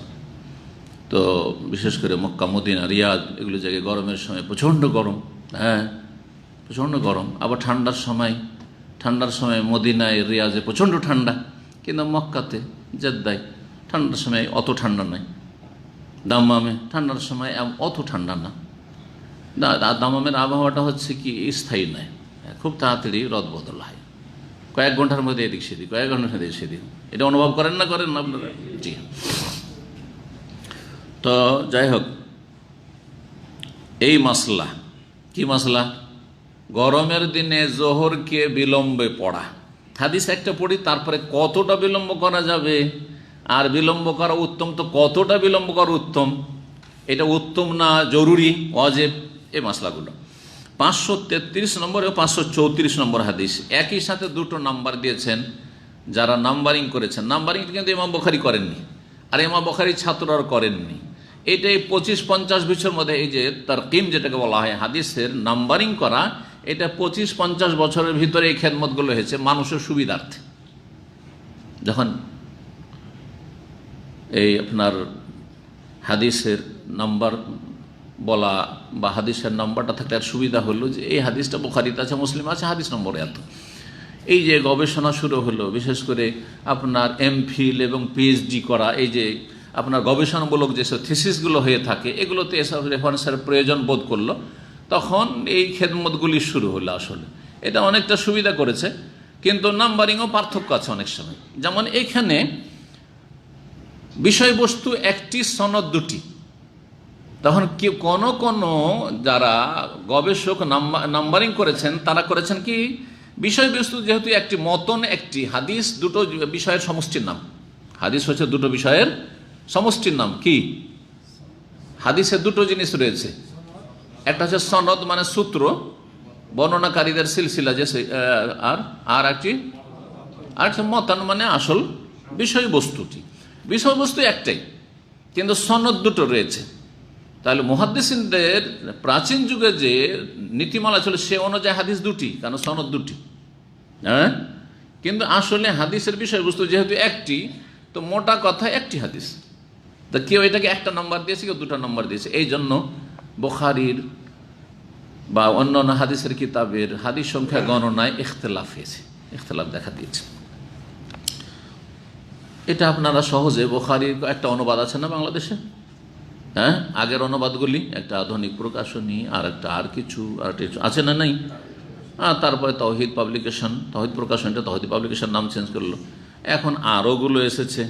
তো এগুলোতে নাম্বারিংয়ে পার্থক্য আছে, কিন্তু নাম্বারে পার্থক্যটা এই কারণে হয়েছে। অনেকে সাদা সিধা মানুষ, আরে বুখারী এইখানে এক নম্বর, এখানে নম্বর, কি রে এরা কি হাদিস চুরি করেছে নাকি, না কমিয়ে দিয়েছে নাকি? ঠিক না? না না না, আসলে বুঝতে পারছেন না বিষয়গুলি, এগুলো বুঝতে হবে। তো হাদিস দেখেন, এখানে সনদ দেখলে বোঝা যাবে। হাদাসানা আইয়ুব বিন সুলাইমান কালা হাদাসানা আবু বকর আন সুলাইমান ইবনে বেলাল কালা সালেহ বিন কায়সান। এই যে কালা সালেহ বিন কায়সান, এক সুলাইমান বেলাল পর্যন্ত হয়ে গেল। ইমাম বুখারীর ওস্তাদ আইয়ুব বিন সুলাইমান, তার ওস্তাদ আবু বকর, তার ওস্তাদ হচ্ছে সুলাইমান বিন বেলাল। হ্যাঁ, তারপরে ইমাম সালেহ বিন কায়সান বলছেন হাদাসানাল আরাজ, আমাদেরকে হাদিস বয়ান করেছেন আরাজ আব্দুর রহমান। এই আরাজ তিনি খোঁড়া ছিলেন। আরাজ মানে ল্যাংড়া, খোঁড়া। তিনি খোঁড়া ছিলেন, নাম ছিল আব্দুর রহমান ইবনে হুরমুজ, তাবেই। কিন্তু তাকে সেই যুগের লোকেরা আরাজ, খোঁড়া বলে চিনত। কোন আব্দুর রহমান? বলছে আরাজ, ওই যে খোঁড়া আব্দুর রহমান। তো কারো এইরকম যদি শারীরিক দোষ ত্রুটি থাকে, তো সেটা বলা জায়েজ না জায়েজ নয়? জায়েজ, সবসময় জায়েজ। হ্যাঁ, এই মাসলা বলেছি কয়েকদিন আগেও, যারা নিয়মিত আসেন। যদি রাগ না করে তো জায়েজ, আর রাগ যদি করে তাহলে জায়েজ নাই। কেউ যদি মোটা থাকে আর যখন এই মোটু, রাগ করবে না, করবে না, তাহলে জায়েজ নাই। আর যদি বন্ধু মানুষ, একটু রসিকতা করে বললেন, আর জানেন যারা, কিন্তু বন্ধু অনেক সময় কিন্তু রেগে গেলে মহা মুশকিল, সারা জীবনে বন্ধুত্ব শেষ হয়ে যায়, হয় না? হয় না? সেই জন্য হ্যাঁ, আপনি বন্ধুর সাথে বেশি কুস্তি করতে যাবেন না। বেশি মজাক করা মানে বেশি কুস্তি করা, বিপদ নিয়ে আসবে। তো আব্দুর রহমান আল আরাজ থেকে বর্ণনা করেছেন সালেহ বিন কায়সান, ওয়াগাইর অন্যান্যরা বর্ণনা করেছেন আবু হুরায়রা থেকে। আরাজের ছাত্র সালেহ বিন কায়সান, আরাজের ছাত্র হচ্ছে সুলাইমান বিন বেলাল। তো দুটো সনদ হয়ে গেল, এই জন্য দুটো নাম্বার দিয়েছে দেখেন। আর সাহাবী হচ্ছেন আবু হুরায়রা রাদিয়াল্লাহু তাআলা আনহু। নাফে আব্দুল্লাহ বিন ওমরের, নাফে মওলা আব্দুল্লাহ বিন ওমরের স্বাধীনকৃত গোলাম, তিনি বর্ণনা করেছেন আব্দুল্লাহ বিন ওমর থেকে। বরং এখানে সাহাবীও দুইজন। তো তাহলে তাবেঈদের ওখানে না দেখে যদি আমরা এখানে দেখি সাহাবী দুইজন, তো দুটো হাদিস হয়ে গেল। আবু হুরায়রা থেকে একটি হাদিস বর্ণিত, আরেকটি হচ্ছে আব্দুল্লাহ বিন ওমর রাদিয়াল্লাহু তাআলা আনহু বর্ণিত। কিন্তু দুইজনেই একই হাদিস বর্ণনা করেছেন, হাদাসাহু, দুইজনে হাদিস বর্ণনা করেছেন আন রাসূলিল্লাহ সাল্লাল্লাহু আলাইহি ওয়াসাল্লাম থেকে, আন্নাহু কাল, তিনি বলেছেন ইজাস্তাদ্দাল হাররু, যখন প্রচণ্ড গরম পড়বে। আর প্রচণ্ড গরম কোন সময় হয়? রাত্রে না দিনে? সকালে না বিকালে? দুপুরে। মাশাআল্লাহ, দুপুর বেলা যখন প্রচণ্ড গরম হবে, ফাআবরিদু বিসসালাত, সালাতকে ঠান্ডা করে নিও, মানে ঠান্ডার সময় আদায় করিও। এই হুকুমটি ওয়াজিব না মুস্তাহাব? মুস্তাহাব, ওয়াজিব নাই কারো কাছে। একমত যে এই হুকুমটি হচ্ছে, বিলম্ব করার হুকুমটি হচ্ছে মুস্তাহাব, উত্তম। তাহলে জোহরের সালাত গরমের দিনে লেট করে পড়া হচ্ছে উত্তম। আর আউয়াল ওয়াক্তে জাওয়ালের পরে মাথার ওপর থেকে সূর্য ঢলেছে আর পড়ে নিলেন, এটি অনুত্তম কিন্তু জায়েজ, অনুত্তম কিন্তু জায়েজ। এখন এই যে উত্তমের উপর আমল তো সৌদি আরব নেই, এখন বিশেষ মাসলাহাতের নাই। কারণ এটা যদি কম বেশি করা হয়, কারণ ওপর থেকে যেহেতু এখানে ধর্ম মন্ত্রণালয় রয়েছে, ইসলামিক মন্ত্রণালয়, আওকাফ রয়েছে, মিনিস্ট্রি অফ আওকাফ, সেখান থেকে অর্ডার আসছে, তো একই রকম টাইম ফিক্স করা আছে, একই রকম টাইম ফিক্স করা আছে। আর জায়েজ, এখানে জায়েজ সেই জন্য। কিন্তু জায়েজ মানে বা কোনো একটা দেশে একটা আমল চলছে সেটাই উত্তম হবে এটা জরুরি নেই। শরীয়তের আলোকে আমাদেরকে উত্তম অনুত্তম দেখতে হবে। জায়েজ কিন্তু উত্তম হচ্ছে যদি কেউ জোহর আর একটু লেটে পড়ে এই গরমের দিনে, তাহলে জোহরের আউয়াল ওয়াক্ত হয়ে যাচ্ছে এখানে 11:35, দাম্মামে 11টা, এখানকার টাইমে আমরা বলি, মক্কার না বলি, কারণ দূরে অনেকে বুঝবেন না। 11:35-এ জাওয়াল হয়ে যাচ্ছে, তাহলে 11:35 থেকে নিয়ে 12টার মধ্যে মধ্যে সালাত পড়ে নেওয়া, এটা হচ্ছে আউয়াল ওয়াক্ত। কি হয়ে গেল এটা? আউয়াল ওয়াক্ত প্রথম দিকেই পড়ে ফেলেন, জায়েজ, কিন্তু উত্তম হচ্ছে গরমের দিনে এটাকে বিলম্বে পড়া। এখন কতটা বিলম্ব এই মাসলা, এতে কয়েকটি মত রয়েছে। একদল বলছেন একেবারে যত ঠান্ডা করতে পারেন, বাস আসর রক্ত না আসলে হলো, আসর রক্ত না আসলে হলো। আসর রক্ত কখন শুরু হয়? সেই হাদিসের আলোকে এর আগে কিন্তু বলেছি গত সপ্তাহে 5 ওয়াক্তের মোটামুটি সংখ্যাও বলে দিয়েছি যে কখন শুরু হয় আসর রক্ত। কখন শুরু হয় কে বলতে পারে? হ্যাঁ, কাঠি একটা কাঠি লাঠি দাঁড় করেন বা পাটকাঠি দাঁড় করেন, কিছু একটা খড়ি দাঁড় করেন, আর দাঁড় করার পরে দুপুরবেলা যে ছায়াটা হবে, দুপুরে মাথার উপর সূর্য যখন ঠিক মাথার উপর এখন গড়েনি, সেই সময় ছোট্ট একটি ছায়া হবে। গ্রীষ্মকালে একটু ছোট হবে আর শীতকালে একটু বড় হবে। এটাকে ফাইয়ে জাওয়াল বলা হয়। ফাইয়ে জাওয়াল মানে দুপুরবেলা ও ছায়া থাকবে। আপনি যখন হাঁটেন একটা ছায়া থাকেন আপনার ঠিক মাথার উপর সূর্য, তখনও যদি হাঁটেন একটু ছায়া থাকবে, আপনার ছায়া পড়বে, কিন্তু ছোট হয়ে পড়বে। হ্যাঁ, ছোট হয়ে পড়বে সেটা। শীতকালে একটু লম্বা হবে ছায়াটা, আর গ্রীষ্মকালে আরো কম হয়ে যাবে। এটার নাম হচ্ছে ফাইয়ে জাওয়াল ফিকহের ভাষা বা হাদিসের ভাষায়। এটুকু বাদ দিয়ে এক কাঠি সমান সূর্য যাচ্ছে কোন দিকে? পশ্চিম দিকে যাচ্ছে, তাই না? তাহলে ছায়াটা কোন দিকে পড়বে? বিপরীত দিকে পড়বে। তো এতটুকু ছায়া ছিল, আমি এতটুকু বাদ দিয়ে দিলাম। তারপরে এখানে যখন ছায়াটা চলে আসবে তখন আসরের আউয়াল ওয়াক্ত হয়ে গেছে। এক কাঠি পরিমাণ যখন হয়ে গেছে তখন আসরের আউয়াল ওয়াক্ত হয়ে গেছে। তাহলে কতটা ঠান্ডা করে বিলম্ব করে জোহর পড়বো গরমের দিনে? একদল উলামায়ে কেরাম বলছেন যে আসরের হওয়ার একটু আগ পর্যন্ত, মানে আসরের ওয়াক্ত না যেন ঢুকে না যায়, এক কাঠি পরিমাণ না হয়ে যায়। তাহলে আসর হচ্ছে আজকাল 3টে 5-7 3টা 5-7 আসর হচ্ছে। তাহলে 2:45 কেউ যদি জোহর পড়ে, এটা হচ্ছে এবরাত তাদের কাছে। এটা হচ্ছে সবচেয়ে বেশি ঠান্ডা করার ফতোয়া, আর এটা অনেকে বলেছেন, কিন্তু এর উপর তো কেউ আমল করে না। বরং আজকাল যদি কোনো মসজিদে এরকম জামাত হয় 2:30টার সময় 2টার সময়, তো বেদাতি ফতোয়া দিয়ে বসে থাকবেন আপনারা অনেকে, সে আকীদার ভাইয়েরা। কিন্তু এটা বাস্তব, এটা বেদাত নয়। এটা কেউ যদি এরকম করে, কিন্তু একা একা নয় যে গোটা গ্রামের লোক নামাজ পড়ে না, আমি জামাতের ওয়াজিব ছেড়ে আমি মুস্তাহাব আমল করার জন্য 2:30টার সময় 2টার সময় পড়বো, চলবে? কারণ জামাতে সালাত আদায় করা ওয়াজিব, আর এটা হচ্ছে মুস্তাহাব, করলে ভালো, না করলে অসুবিধা। বুঝা গেছে? কেউ বলেছেন না, যখন এটার অর্ধেক কাঠি হবে, এক কাঠি পরিমাণ যদি হয়ে যায় তাহলে আসর হয়ে গেল, অর্ধেক কাঠি। কেউ বলছেন না 1/3 অংশ, 1/3 অংশ। তার মানে কেউ হয়তো বলতে চাইছেন যে 1টার সময় 1:30টার সময়, এগুলো হচ্ছে বিভিন্ন মত। এক কথায় লেট করে পড়া যেতে পারে। 12টায় জোহরের সালাত হচ্ছে, কেউ যদি 12:30টায় পড়ে, ওর চাইতে ভালো 1টার সময় এই গরমের দিনে পড়বে, ওর চাইতে ভালো 1:30টার সময় কেউ যদি পড়ে। কিন্তু তারপরে এর বেশি আমি যাওয়ার কথা বলবো না। তবে সবাই মিলে জামাত করলে, সবাই মিলে গ্রামের ইমাম আর মুসল্লি সবাই যদি একমত হয়ে যায় যে আমাদের জোহরটা এই যতদিন গরম থাকবে, গ্রীষ্মকাল, বৈশাখ, জ্যৈষ্ঠ বা আষাঢ় শ্রাবণ, এই সময়গুলি গরম, যদিও বর্ষাকাল কিন্তু যখন খরা পড়ে, বৃষ্টি হয় না, তখন গরম চলতেই থাকে 4-5 মাস ধরে। এই সময়গুলোতে আমাদের সালাত 1টার সময় হবে বা 1:30টার সময় হবে। 12টার সময় যে গরমের প্রখরতা থাকে তার চাইতে কমে যায় তখন 1টা 1:30টা হলে, কমে না। তো এইটা বেশি ভালো, এটা বেশি ভালো। বিশেষ করে যখন মুসল্লিরা দেখছেন যে দূর দূরান্ত থেকে মসজিদ দূরে আসতে হচ্ছে আর বড়ই কষ্ট, তখন কিন্তু যদি দেখা যায় যে মসজিদের পাশেই সব বসবাস করে, দূর থেকে মুসল্লি তেমন কেউ নেই, তাহলে কোনো অসুবিধা নেই, আরব দেশে প্রচণ্ড গরম হইলেও এখানে অধিকাংশ লোক আপনার গাড়িতে আসে গরমের সময়, দেখেছেন হয়তো, এরা সব গাড়ি নিয়ে মসজিদে আসে, তো অসুবিধা নেই, যার ফলে প্রয়োজনও নাই। কষ্ট হইলে হয়তো এমনটা করা হইতো, সেই জন্য করা হয়নি। আর তারপরে গোটা বছরে একই নিয়মে চলে আসছে, এটা বেশি ভালো, মানুষ ডিস্টার্ব হবে না, এই জন্যই। কিন্তু বিশেষভাবে কোনো বিশেষ মসজিদে যদি কোরআন সুন্নাহ অনুসারী মসজিদ, যে গরমের দিনে আমরা একটু ঠান্ডা করে সালাত আদায় করব, এটা বেশি ভালো, কিন্তু সবাই মিলে করতে হবে। আশা করি মাসলা স্পষ্ট হয়েছে, কিন্তু শীতকালে চলবে না, হ্যাঁ, শীতকালে চলবে না। আর তারপরে গোটা বছর একই রকম চলবে না, গোটা বছর একই রকম রেখে দিলেন। শীতকালেও যে টাইম ওই 1টার সময় 1:30টার সময় জোহর হবে, শীতকালেও তাই।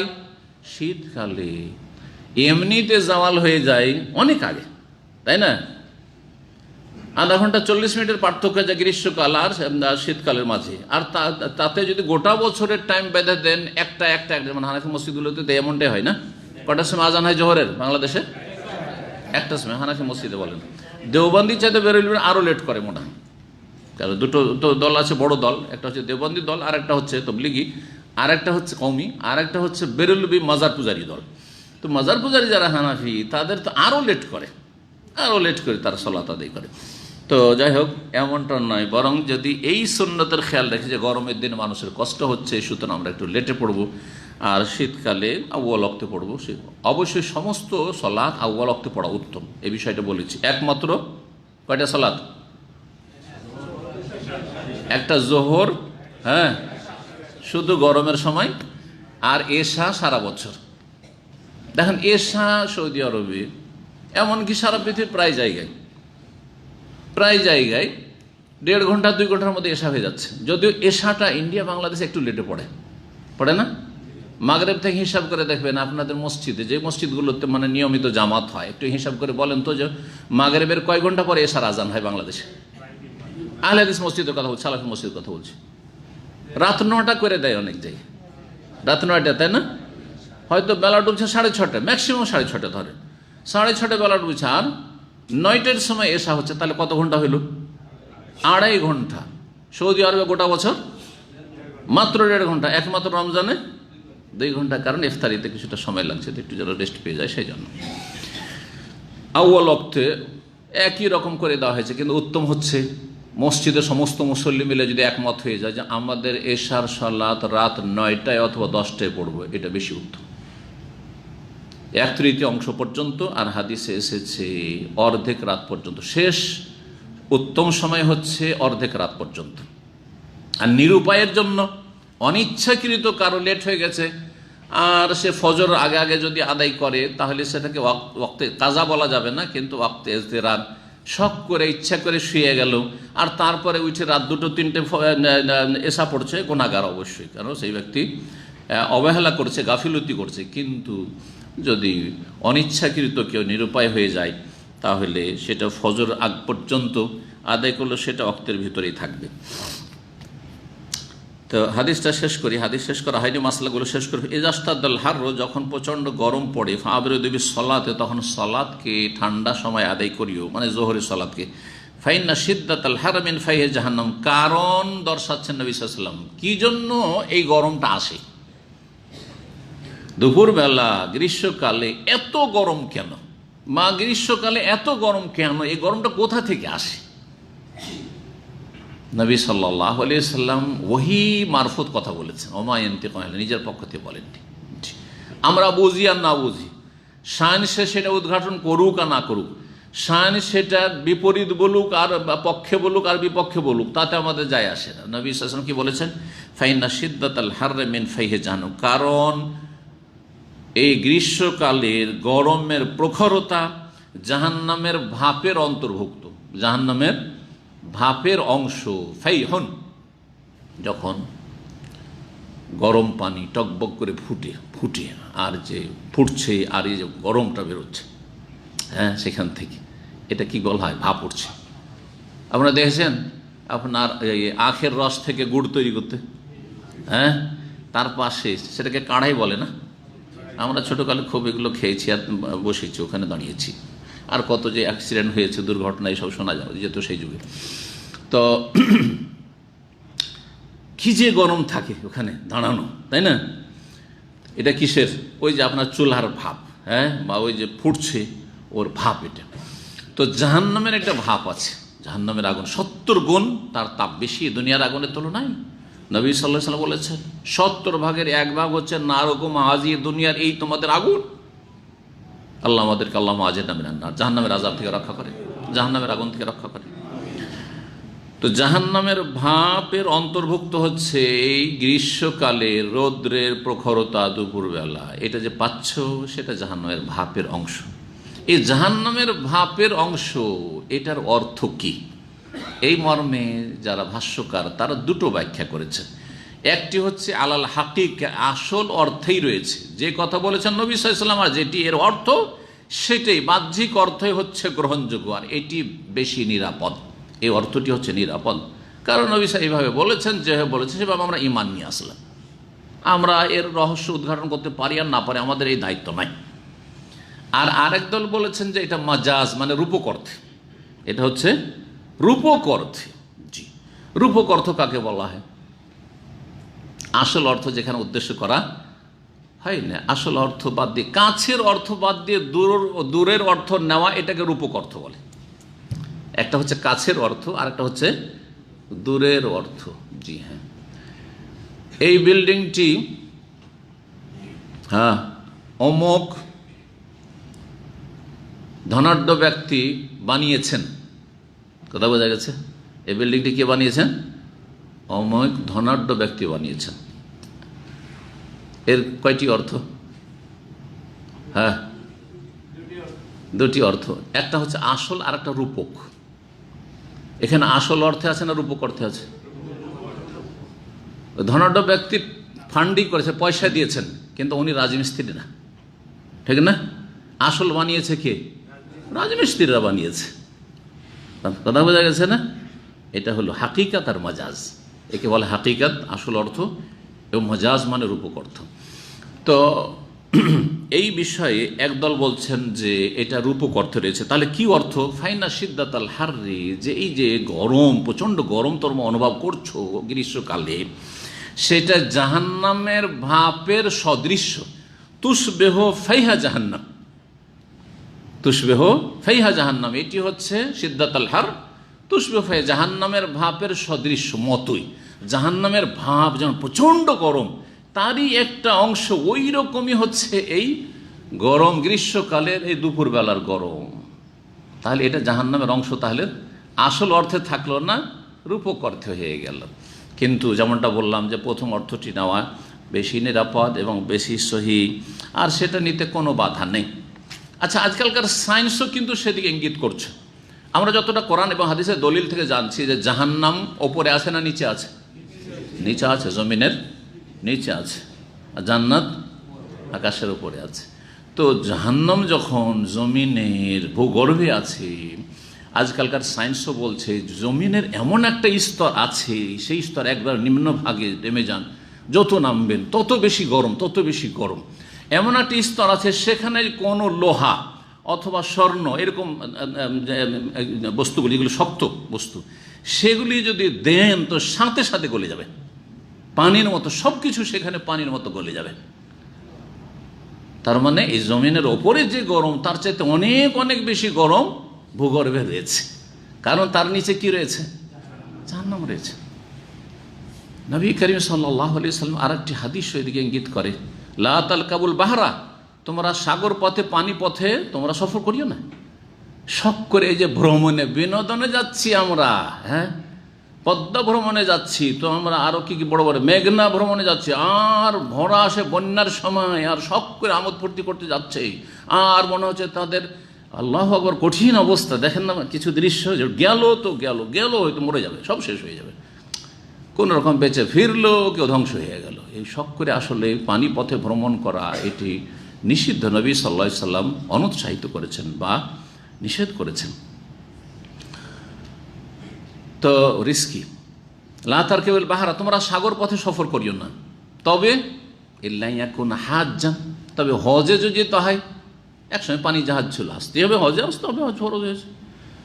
মুতামিরান, ওমরার সফরে যাচ্ছে, পানি পথ ছাড়ার কোনো বিকল্প পথ নেই, অথবা পানি পথে সস্তা, সেই পথে আমি যেতে পারছি, আমি উড়োজাহাজের পয়সা নেই, অসুবিধা নেই। মেসর থেকে, এইসব আশেপাশের দেশ থেকে, সুদান থেকে অনেকে পানি পথে আসছে লোহিত সাগর পার করে। আও গাজিয়ান ফি সাবিলিল্লাহ, তৃতীয় অবস্থা হচ্ছে আল্লাহর রাস্তায় যদি গাজী হয়ে, যোদ্ধা হয়ে কোথাও যেতে হয় আল্লাহর দিনের জন্য, সেটা আলাদা কথা। তাহলে শখ করে কোথাও বিনোদনের জন্য পানি পথে সাগর পথে ভ্রমণ করতে নবী সাল্লাল্লাহু আলাইহি ওয়াসাল্লাম নিষেধ করেছেন। আর কারণ কি বলেছেন? ফাইন্না তাহতাল বাহরে নারান, কারণ সাগরের নিচে আগুন আছে। সাগরের নিচে আগুন আছে, নবী সাল্লাল্লাহু আলাইহি ওয়াসাল্লাম বলেছেন। এখন এর অর্থ এটি তো হইতে পারে যে সাগরের নিচে কি আছে? জাহান্নাম আছে। আর এই সাগরের পানিকে একসময় কি করে দেওয়া হবে? ওয়াইদাল বেহার ও সুজ্জেরাত, যখন যত পৃথিবীতে সাগর মহাসাগর উপসাগর রয়েছে সবগুলিকে কি করে দেওয়া হবে? আগুন করে দেওয়া হবে। জি, আগুন, সব আগুন হয়ে যাবে। সুজ্জেরাত, সব আগুন হয়ে যাবে, জাহান্নামের অংশে পরিণত হবে। তাহলে চিন্তা করুন, পৃথিবীর 3 ভাগের 3 ভাগের না 4 ভাগের? 4 ভাগের 3 ভাগই হচ্ছে পানি জল, 1 ভাগ হচ্ছে স্থল। তো চিন্তা করেন, বলছে জাহান্নামে এত লোক কোথায় জ্বলবে? জাহান্নামে কত বড় জাহান্নাম হবে চিন্তা করেন। যদি আলাদা জাহান্নামের কথা নাও চিন্তা করেন, এই সাগর মহাসাগর উপসাগর সবটি জাহান্নাম হয়ে যায়, তাহলে তো খালি থেকে যাবে সব। আদম থেকে শুরু করে যত জাহান্নামে আছে সবগুলি দিলে তো সব খালি থেকে যাবে, থাকবে না? থাকবে না? এই জন্য তো জাহান্নামকে আল্লাহ জাহান্নামে ফেলবেন এক এক দল করে। জাহান্নামীকে অস্থায়ী আর স্থায়ী আর বলবেন যে হালিম তালাতে সূরা কাফে, জাহান্নাম তোমার পেট ভরেছে, ভর্তি হয়েছে, হালমিম মজিদ। জাহান্নাম কি বলবে? আল্লাহ আর কিছু আছে, আর কিছু জিয়াদা আছে, অতিরিক্ত আছে, আরও চাই। যখন জাহান্নাম ভর্তি হচ্ছে না আর জাহান্নামের খাই মিটছে না, তখন আল্লাহকে হাত্তায়াজা রব্বুল ইজ্জাত, রব্বুল ইজ্জাত এখানে রয়েছে, জি, কাদামাহু, আল্লাহ তার কদম মোবারক রেখে দেবেন। এখানে কদম মানে কি হয়? পা, আল্লাহর পা, আল্লাহর মতো রেখে দিবেন। মানুষের পা আগুনে রাখলে জ্বলে যায়। আপনি যদি বলেন যে আল্লাহ কেমন করে আগুনে পা রাখবেন, আল্লাহর সৃষ্টি। যদি আপনার মগজে এই কথা ঢুকে যে আল্লাহ কি করে আগুনে পা রাখবেন, তাহলে আল্লাহকে আপনি তুলনা করে আপনি দেহবাদী হলেন। কিন্তু আল্লাহর পা যে বললো আল্লাহর মতো, সে দেহবাদী নয়। সূক্ষ্ম কথাটি কিন্তু সিফাত আল্লাহর গুণ সম্পর্কে ভালো করে জেনে রাখেন। আপনার মগজে পট করে ঢুকে গেছে যে আল্লাহ আমাদের মতোই, সেই জন্য আমরা যেমন আগুনে পা রাখতে পারি না, আল্লাহ রাখতে পারেন না, ঠিক না? কেন এই কথা আপনার মগজে ঢুকে? তার মানে আপনি দেহবাদী। আপনি আগে তুলনা করে দেন আল্লাহ রাব্বুল আলামিনকে সৃষ্টির সাথে, না সৃষ্টির সাথে তুলনা চলবে না। ফালা তাযরিবু লিল্লাহিল আমসাল ওয়া লাম ইয়াকুল লাহু কুফুয়ান আহাদ। আল্লাহর মতো কোনো কিছু নেই, আল্লাহর সমকক্ষ সমতুল্য কোনো কিছু নেই। আল্লাহ আল্লাহর মতো, এরকম আল্লাহর পা আল্লাহর মতো। মানুষ পা রাখলে, আগুনে পা রাখলে জ্বলের সাথে সাথে শেষ হয়ে যাবে, কিন্তু আল্লাহ রাব্বুল আলামিন যখন পা রাখবেন ফায়ানজাবি বাদুহা ইলা বাযিন, তখন জাহান্নাম একটি আর বিশাল জাহান্নাম এমনভাবে সংকুচিত হয়ে যাবে, এইভাবে নড়জড় হয়ে যাবে, বলবে কাত কাত কাত, বাস বাস বাস বাস বাস, আল্লাহ হয়ে গেছে। আল্লাহু আকবার, কথা বুঝতে পারছেন? আল্লাহু আকবার, আল্লাহু আকবার মানে কি শুধু মুখে বললে হবে? আল্লাহ সবচেয়ে বড়। আল্লাহর কাছে জাহান্নাম একটা ক্ষুদ্র সৃষ্টি, আমার কাছে অনেক বড়, আপনার কাছে অনেক বড়। জান্নাত আল্লাহর কাছে ক্ষুদ্র সৃষ্টি, জি, সাগর মহাসাগর আল্লাহর কাছে ক্ষুদ্র সৃষ্টি, কিছুই না আল্লাহ রাব্বুল আলামিনের কাছে। আল্লাহু আকবার। তো আল্লাহু আকবারটা আসলে ভালোভাবে বুঝতে হবে যে আল্লাহু আকবার মানে কি, সব দিক থেকে আল্লাহর আকবার বড়। জি, ফাইন্না শিদ্দাতাল হার মিন ফাইহি জাহান্নাম। জি, এই হাদিসগুলি আর একটি আকীদা প্রমাণ করে এবং বিদআতি মুতাজিলাদের খণ্ডন রয়েছে। মুতাজিলাদের আকীদা যে জাহান্নাম জান্নাত সৃষ্টি নাই, জাহান্নাম জান্নাতকে আল্লাহ সৃষ্টি করেননি, বরং যখন আখিরাত হবে তখন আল্লাহ জাহান্নাম আর জান্নাত কি করবেন? সৃষ্টি করবেন।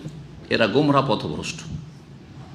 মুতাজিলাদের অনেক আকীদার গুমরাহি রয়েছে, তার মধ্যে এটি একটি গুমরাহি। আর একটি গুমরাহি যে জাহান্নামী স্থায়ী অস্থায়ী না, জাহান্নামে যারাই যাবে তারাই হচ্ছে স্থায়ী।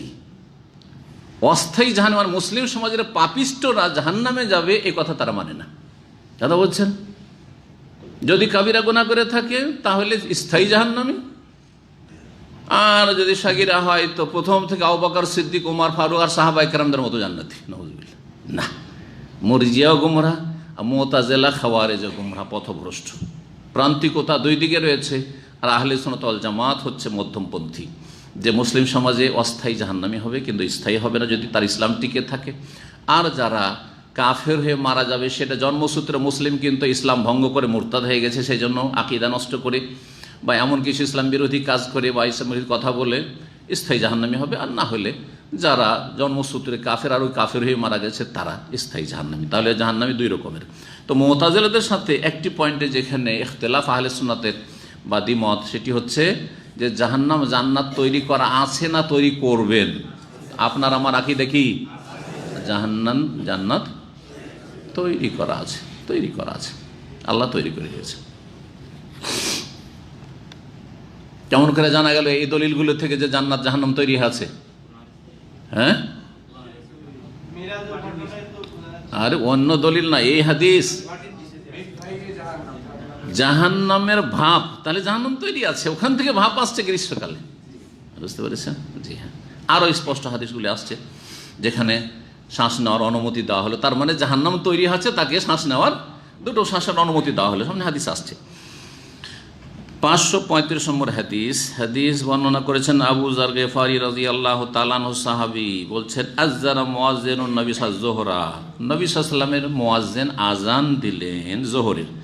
ফাকালা, তখন নবী সাল্লাল্লাহু আলাইহি ওয়াসাল্লাম বলেন আবরিদ আবরিদ, ঠান্ডা করো ঠান্ডা করো, মানে বিলম্ব করো, আযান দিলা এখন ইকামত হবে না, নামাজ দেরিতে হবে। তার এখান থেকে বোঝা গেল আযান দেওয়ার পরে ইমামকে এবং মুয়াজ্জিনকে, আসল হচ্ছে ইমাম, ইখতিয়ার রয়েছে যে আমি আধা ঘন্টা পরে নামাজ পড়াবো, না 20 মিনিট পর পড়াবো, না 15 মিনিট পরে আমাদের একামত হবে, আমার জামাত শুরু হবে, করতে পারে। তবে সব কাজে পরামর্শ করা ভালো, যেখানে পরামর্শের বড় গুরুত্ব রয়েছে। মুসল্লিদের সাথে পরামর্শ কোনটা তাদের জন্য সুবিধাজনক, এটা অবশ্যই খেয়াল রাখতে হবে, কিন্তু বিশেষ কারণে বিলম্ব করা যেতে পারে। আজকে আমাদের আলোচনা চলছে, সুতরাং এশার সালাতটি এই মসজিদে 1 ঘন্টা পরে হবে, জায়েজ না জায়েজ নয়? জায়েজ, জায়েজ, কোনো অসুবিধা নেই। অনেক মাহফিলগুলো এরকম করতে হয়, অনেক এক যুগে তো নাজায়েজ কাজ হইত, জলসা মাহফিল চলতে আছে, মাগরিব হয়ে গেল, এশা হইলো, যা নামাজ পড়ার পড়লো, বেনামাজি ওয়াজ শুনছে কিন্তু বেনামাজি হয়ে বসে থেকে গেল, মাগরিবের জামাত নেই আর এশার জামাত নেই, এরকমটা হইতো। আলহামদুলিল্লাহ আমাদের কোরআন সুন্নাহ অনুসারী ভাইয়েরা একটু পরিবর্তন তাতে নিয়ে এসেছে। আমরা ছোটকালে কিন্তু ওই রকমটা দেখেছি, দিন শিখতে আসলো, ওয়াজ মাহফিলে আসলো, আর বেনামাজি, সে ফায়দা কি? বা জামাত ছেড়ে বসে, কখন জামাত হলো, নিজে নিজে মসজিদে, পাশে মসজিদ আছে, ওখানে কখন জামাত হয়ে গেছে, এদিকে ওয়াজ চলতে আছে কন্টিনিউ, নাজায়েজ কাজ এটা। যে ওয়াজ করবে, নফল সুন্নত মুস্তাহাব কাজ করতে গিয়ে আপনার এখানে জামাত ওয়াজিব ছুটতে থাকবে। সুতরাং সেই স্টেজে সময় মতো জামাত করেন, আর না হলে বিলম্ব করে চলো প্রোগ্রামটা শেষ করে দিব, আজকে 8টা সাড়ে 8টায় নামাজটা না পড়ে 9:30টার সময় বা 10টার সময় একবারে মাহফিল শেষ করে আমরা সালাতটা পড়ে দেবো, কোনো অসুবিধা নেই, তাই যাচ্ছে।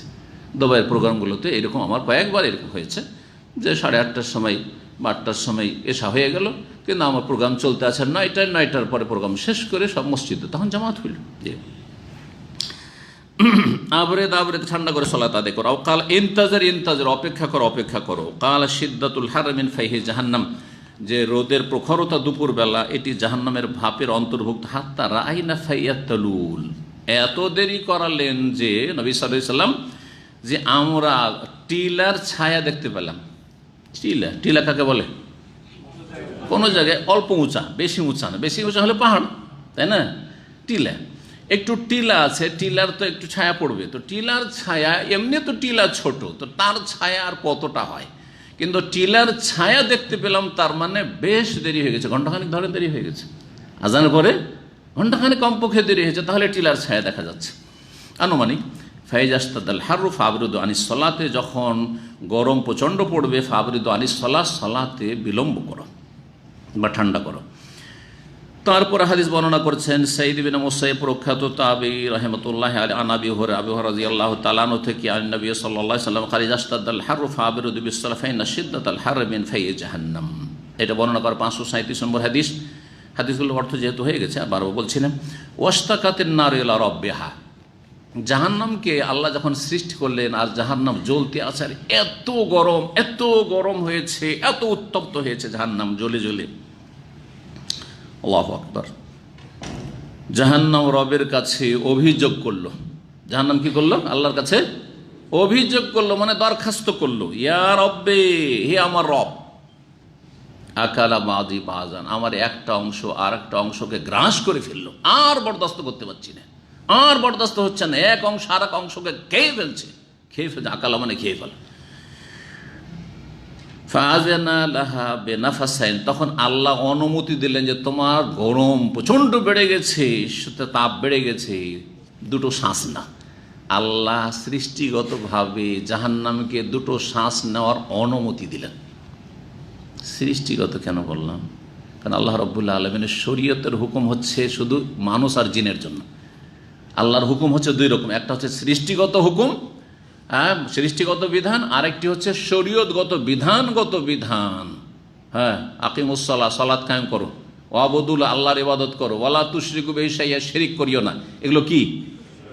এগুলো হচ্ছে শরীয়তগত বিধানগত হুকুম, আল্লাহর আদেশ বিধি নিষেধ। এটা করো, এটা করিও না, এটা করো, এটা করিও না। তো এগুলি কার জন্য? পাহাড় পর্বতের জন্য, জান্নাত জাহান্নামের জন্য না? মা খালাকতুল জিন্না ওয়াল ইনসা ইল্লা লিয়াবুদুন, একমাত্র মানুষ জিনের জন্য। হ্যাঁ, এর মাধ্যমে তাদের পরীক্ষা রয়েছে।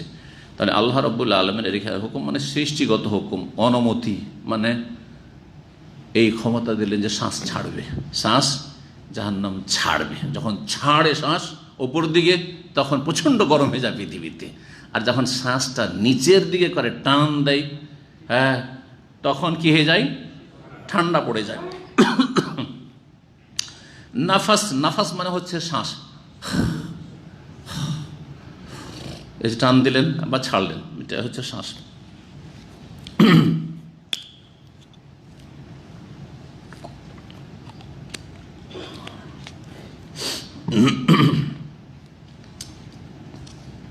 দুটো শ্বাসের অনুমতি দিলেন।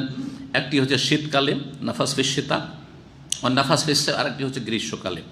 ফাহুয়া আসাদ্দু মা তাজিদুনা মিনাল হার, এই কারণেই তোমরা গরমের দিনে প্রচণ্ড গরম অনুভব করে থাকো। ও আসাদ্দু মা তাজিদুনা মিনাজ জামহারির, আর শীতকালে প্রচণ্ড ঠান্ডা অনুভব করে থাকো, বিশেষ করে পশ্চিমা দেশে, শীতের দেশে। জি, আচ্ছা, এই যে বিষয়গুলি রয়েছে, এগুলি সম্পর্কে কিছু কথা আরও রয়েছে। আল্লাহ রাব্বুল আলামিনের কাছে যে কমপ্লেন, অভিযোগ করলো বা দরখাস্ত করলো জাহান্নাম, এটা কি আসলে বাকশক্তি দিয়ে করলো, এটা বোঝানো হয়েছে না রূপক অর্থে বলা হয়েছে? এখানেও দুটোই অর্থ বলেছেন ওলামারা। যদি বলা হয় যে না, আসলেই আল্লাহর কাছে দরখাস্ত করেছে, কে দরখাস্ত করেছে? জাহান্নাম দরখাস্ত করেছে, আল্লাহ আর বরদাস্ত করতে পারছি না, এই তাপ আর বরদাস্ত করতে পারছি না, আমার এক অংশ আর এক অংশকে ভক্ষণ করে ফেললো, গ্রাস করে ফেললো, আর সামলাতে পারছি না। এটা তাহলে কি করেছে জাহান্নাম? নিজের ভাষায় বলেছে। এটা অসম্ভব কিছু না। যে আল্লাহ রাব্বুল আলামিন হাসরের মাঠে আমাদের মুখ বন্ধ করে দিয়ে আল্লাহ আমাদের হেফাজত করেন, হ্যাঁ, আমাদের কথা বলবে কি? আলিয়ামা নাখতেমু আলা আফওয়াহিহিম, মুখ বন্ধ, জবানে এই থাকবে না, বাকশক্তি থাকবে না। ওয়া তুকাল্লিমুনা আইদিহিম, হাতে, দুই হাতে কথা বলবে। ওয়া তাশহাদু আরজুলুহুম, আর পায়েও কথা বলবে। হ্যাঁ হ্যাঁ, ঠিক বলছে, ঠিক বলছে, ঠিক ঠিক ঠিক। জি হ্যাঁ, কথা বুঝে গেছে না? জি, বরং অন্য আয়াত রয়েছে সূরা ফুসসিলাতে, প্রতিটি অঙ্গ প্রত্যঙ্গ কথা বলবে, হয় আপনার পক্ষে নয় আপনার বিপক্ষে কথা বলবে। আপনি যেখানে বসবাস করেছেন, যেখানে সালাত আদায় করেছেন, যেখানে গুনাহ করে, সব জায়গায় কথা বলবে, সব কিছু কথা বলবে। তো যে আল্লাহ রাব্বুল এই সমস্ত ক্ষমতা দেব, সে আল্লাহ রাব্বুল আলামিন জাহান্নামকে অভিযোগ করার কথার দ্বারা তৌফিক শক্তি দিতে পারেন। সুতরাং আসলেই, হ্যাঁ, আসল অর্থেই জাহান্নাম আল্লাহর সামনে দরখাস্ত করে মুখ ফুটেছে, কথা বলছে জাহান্নাম যে আল্লাহ আর পারছি না, থামতে, বরদাস্ত করতে পারছি না। এটা হচ্ছে হাকিকাত, আসল অর্থ। রূপক অর্থ কি? সেটা হচ্ছে প্রাকৃতিকভাবে কথা বলা। সেটা হচ্ছে যখন কোনো কিছু প্রচণ্ড গরম হয়ে যায়, প্রচণ্ড গরম হয়ে যায়, তখন তার অবস্থা, এটাকে লেসানুল মাকাল বলেন। হ্যাঁ, যে পরিভাষাটা বলছি, লেসান, লেসান মানে কি? বাকশক্তি। লিসান মানে জবান, মানে বাকশক্তি। লেসানুল হাল আর লেসানুল মাকাল, এ দুটো কথা আছে। লেসানুল মাকাল হচ্ছে কথার দ্বারা, একজন গরিব মানুষ অভাবী, খেতে পায়নি, অনাহারে আছে, আর এসে আমাদেরকে বলছে যে ভাই আল্লাহ আপনাদের ভালো করুন, হ্যাঁ, বড়ই কষ্টে আছি ছেলে মেয়ে নিয়ে, যদি একটু উপকার করতেন। এটা কি? লেসানুল মাকাল, তার বাকশক্তি দিয়ে আমাদের কাছে দরখাস্ত করলো না? আর একটি হচ্ছে, একটি লোক আসলো, একেবারে শুকিয়ে আছে, আর কাপড় চোপড় তার ছিঁড়ে ফাটা জীর্ণ শীর্ণ হয়ে আছে। তাকে দেখলে মনে হচ্ছে যে বেচারা এত অভাবে, যে এত অভাবী লোক আমাদের চোখে পড়ে নাই। ওকে দেখেই মায়া হয়ে গেল, যেন এর হেল্প করা দরকার। কিন্তু একটিও কথা বলেনি, আপনার কাছে আমার কাছে এসে চাইনি কিন্তু একটা পয়সা। এটা কি বলা হয়? লেসানুল হাল। তার অবস্থা কথা বলছে, তার অবস্থা বলছে যে আমাকে কি করতে হবে? দান খেরাত করতে হবে, হেল্প করতে হবে। আপনাদের কাছে আমি হেল্প চাই, কিন্তু জবান খুলে নেয়। বুঝতে পেরেছেন কথা কি না? তো জাহান্নামের ক্ষেত্রে দ্বিতীয় অর্থটি কেউ করিয়েছে। এত গরম হয়ে গেছে জাহান্নাম জ্বলতে জ্বলতে, যে জাহান্নামের অবস্থা লেসানুল হাল, আল্লাহর কাছে অভিযোগ করছে যে আল্লাহ আর বরদাস্ত হচ্ছে না। তখন আল্লাহ রাব্বুল দেখলে যে জাহান্নাম তো প্রচণ্ড গরম হয়ে গেছে, তার অবস্থা তো এইরকম।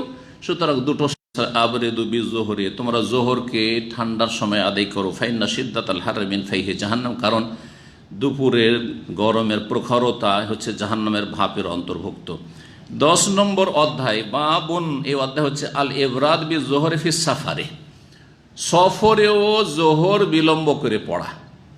ইমাম বুখারী রাহিমাহুল্লাহ এই অধ্যায় কায়েম করে বলতে চাইছেন যে কেউ যেন এটা না মনে করে যে বাড়িতে যারা মুকিম আছে তাদের জন্য শুধু বিলম্ব করা শরীয়ত সম্মত, বরং এটা যেমন বাড়িকে শামিল, মুকিম অবস্থাকে শামিল, তেমন সফর অবস্থাকে শামিল।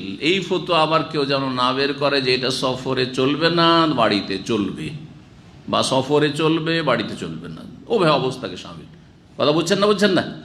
সেই জন্য সফর অবস্থা আর দুটো অবস্থা। সফরে যারা থাকে তাদের দুটো অবস্থা, একটা হচ্ছে সফররত চলন্ত অবস্থা, আর একটা হচ্ছে কোনো জায়গায় অবস্থান করা অবস্থা। কি পার্থক্য? না এনার্জি শেষ হয়ে গেছে? হ্যাঁ, সময় লম্বা হয়ে গেছে। হ্যাঁ হ্যাঁ, কে বলতে পারেন? সফরে চলন্ত অবস্থায় চলছেন, এখন আপনার গাড়ি চলছে বা হাঁটছেন না, বা উঠের পিঠে, যেই যুগই হোক না কেন, এটা চলন্ত অবস্থা। এই অবস্থায় অনেকটা ছাড় আছে। কি ছাড় আছে? জোহরের সময় আসর পড়ে নিতে পারেন, একবারে জোহরের সময়, হ্যাঁ, জামাত তাকদিম। আবার জোহরকে বিলম্ব করতে করতে আসর হয়ে গেছে, আসরের সময় জোহর আদায় করেন, কোনো গুনাহ হবে? শরীয়তে জায়েজ আছে, শরীয়তে জায়েজ আছে। আর একটি অবস্থা হচ্ছে অবস্থানরত অবস্থায়, কোনো হোটেলে গিয়ে আছেন, মক্কায় গিয়েছেন আর হোটেলে আছেন, অথবা রিয়াজ গেছেন আর কোনো শহরে গেছেন। মক্কায় গিয়ে তো মানুষ চেষ্টা করবে মদিনায় যে মসজিদ নববীতে গিয়ে আদায় করব, তাহলে তো ওটা আলাদা ব্যাপার হলো। কিন্তু এমন জায়গায় আছেন যেখানে আপনি হোটেলে আছেন, বা যে কোনো জায়গায় আছেন, কোনো বাসাতে আছেন, মুসাফির, কিন্তু চলন্ত অবস্থায় না, অবস্থান করে আছেন, থেমে আছেন কোথাও, তাহলে এখানে কি এমনটা করা ঠিক হবে যে জোহরের সময় আসর পড়ে বসে থাকলেন, বা আসরের সময় জোহর? একদল বলছেন জায়েজ কিন্তু অনুত্তম, জায়েজ কিন্তু অনুত্তম, পার্থক্য। আরেক দল বলছেন না, এটা ঠিক না, কারণ নবী সাল্লাল্লাহু আলাইহি ওয়াসাল্লাম একটি হাদিস, ইজা জাদ্দা বিহিস সাইর, যখন নবী সাল্লাল্লাহু আলাইহি ওয়াসাল্লাম চলন্ত অবস্থায় থাকতেন, সাইর ভ্রমণ অবস্থায় রয়েছেন, তখন জামা বাইনাল মাগরিব ওয়াল ইশা, বা মাগরিব এশা জমা করতেন, জোহর আসর জমা করতেন। কিন্তু জায়েজ থাকলে অনুত্তম। যদি কেউ হোটেলে অবস্থান করে, কারো বাসা থেকে অবস্থান করে সফরে, সে অবস্থায় জায়েজ হলো অনুত্তম। বাকি যখন চলন্ত অবস্থায় আছেন তখন জমা করা জায়েজ, কোনো রকমের অনুত্তম না। যদি আপনি জোহরকে জোহরের সময়, আসরকে আসরের সময় পড়েন, যতটা নেকি পাবেন, ওইরকম জোহরের সময় যদি আসর পড়ে নেন, জোহরকে যদি আসরের সময় পড়েন, অতটা নেকি পাবেন। কোনো পার্থক্য নেই, কোনো পার্থক্য নেই চলন্ত অবস্থায়, এতটুকু পার্থক্য। এটা একটা অবস্থা হলো।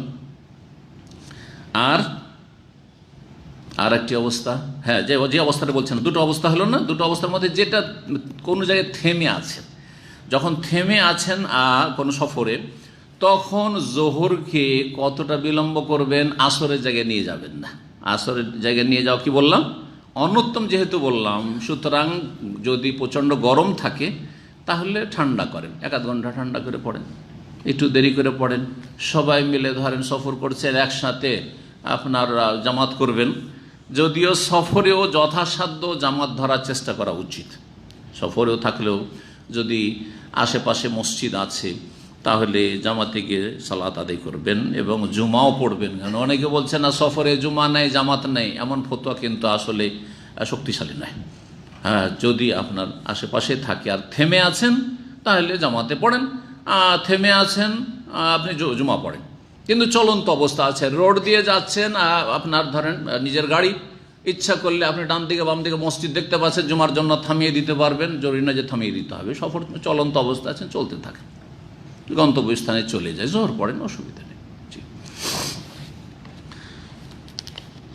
তো বলছেন বাবুল ইবরাদ বি জোহর ফি সফর, সফরে জোহরকে বিলম্ব করে আদায় করা। 539 নম্বর হাদিস। হাদিস বর্ণনাকারী সাহাবী আবু যার গিফারি রাদিয়াল্লাহু তাআলা, ওই হাদিসটা কুন্না মান নবী ফি সাফারিন, আমরা কোন এক সফরে ছিলেন নবী সাল্লাল্লাহু আলাইহি ওয়াসাল্লামের সাথে। ফাআরাদাল মুয়াজ্জিনু আন ইউআযযিনা লিয-যুহরি, মুয়াজ্জিন চাইলো জোহরের আজান দিতে। ফাকালান নবী সাল্লাল্লাহু আলাইহি ওয়াসাল্লাম আবরিদ, বিলম্ব করো, ঠান্ডা করো জোহরকে, তার মানে আজান দিও না। এটাও জায়েজ, যে আজানও দিলাম না, আজানটা দেবো লেট করে 1-1.5 ঘন্টা পরে, অসুবিধা নেই। আবার যদি আজান দিয়ে দেয় তাহলে ইমাম বলতে পারে যে আজান দিলে দিলে গরমের সময়, কিন্তু এখন জামাত করব না, একটু ঠান্ডা পড়ুক তখন জামাত করব। সেটা সফরে হোক অথবা আপনার মকিম অবস্থায় হোক আর আপনাদের মসজিদে হোক। তারপরে বলছেন যে সুম্মা আরাদা আন ইউআযিন, তার একটু পরে আবার মুয়াজ্জিন কি করতে চাইছে, আজান দিতে চাইছে। ফাকাল আবরিদ, না এখন আজান দিও না, আর একটু ঠান্ডা হইতে দাও। হাত্তা রাআইনা ফাইয়াত তালুল, আমরা যে টিলাগুলি রয়েছে আশেপাশে টিলার ছায়া দেখতে। ফাকাল নবী সাল্লাল্লাহু আলাইহি ওয়াসাল্লাম বল, ইন্না শিদ্দাতাল হাররি মিন ফাইহি জাহান্নাম, প্রচণ্ড গরম যে দুপুরবেলা হয়ে থাকে সেটা জাহান্নামের ভাপের অন্তর্ভুক্ত। ফাইদাস্তাদাল হারু ফাবরুদ বিসসালাহ, যখন প্রচণ্ড গরম পড়বে তখন সালাতকে ঠান্ডার সময় আদায় করিও। আব্দুল্লাহ বিন আব্বাস রাদিয়াল্লাহু তাআলা আনহুমা থেকে এখানে একটি আয়াতের তাফসীর বর্ণনা করছেন, যেই আয়াতটিতে রয়েছে ইয়াতাফাইয়া ও জেলালুহু আনিল ইয়ামাইনি ওয়াশ শামাইলি সুজ্জাদাল লিল্লাহি দাখিরুন। ইমাম বুখারী রাহিমাহুল্লাহর একটি ভালো অভ্যাস হচ্ছে, যদি কোনো হাদিসে কোনো একটি এমন শব্দ থাকে যেই শব্দটা কোরআনের কোনো আয়াতে এসেছে, তখন তাফসীর করা শুরু করেন। মুশকিল শব্দ তাফসীরটা এখানে করে দিই, জনগণের ফায়দা হবে, আমার কিতাব যে পড়বে তার ফায়দা হবে, আয়াতটা বুঝতে সুবিধা হবে। তো ফাই কথাটি ফাইয়ুত তালুল, ফাই মানে ছায়া, ফাই মানে কি বললাম, টিলা, তলুল, আর তলুলের ছায়া, টিলার ছায়া দেখতে। তো ফাই শব্দ থেকে, ছায়া থেকে, ইয়াতাফাইয়া ও জেলালহু, ছায়া ঝুঁকে যায়, ছায়া ঝুঁকে যায়। আনিল ইয়ামিন ওয়াশ শামাইলি, ডান দিকে না হয় বাম দিকে। ছায়া যে কোনো কিছুর ছায়া যখন ঝুঁকে যায় ডানে অথবা বামে, এদিকে না হয় ওই দিকে, সকালবেলা একদিকে ছায়া থাকে, বিকালবেলা আর একদিকে ছায়া থাকে, এটি রহস্য। আল্লাহ আয়াতে বলছেন সুজ্জাদান লিল্লাহ, এই ছায়া আল্লাহকে সেজদা করে। ছায়া কি করে? আল্লাহকে সেজদা করে। ওহুম দাখিরুন, জি, আল্লাহর কাছে তারা অসহায়ত্ব প্রকাশ করে। জি হ্যাঁ, আল্লাহর অনুগত হয়ে, আল্লাহর আনুগত্যে সেজদা করে থাকে। এখানে আজকের আলোচনা শেষ করছি। আল্লাহ রাব্বুল আলামিন যেন আমাদেরকে ইলম আমলে বরকত দান করেন, দিন দুনিয়ার সার্বিক কল্যাণ দান করেন, বালা মুসিবত থেকে আল্লাহ হেফাজত করেন। যেসব ভাইয়েরা বিশেষভাবে এখানে আসছেন কষ্ট করে, আল্লাহ তাদের জাযায়ে খের দান করেন, আল্লাহ রুজিতে বরকত দান করেন।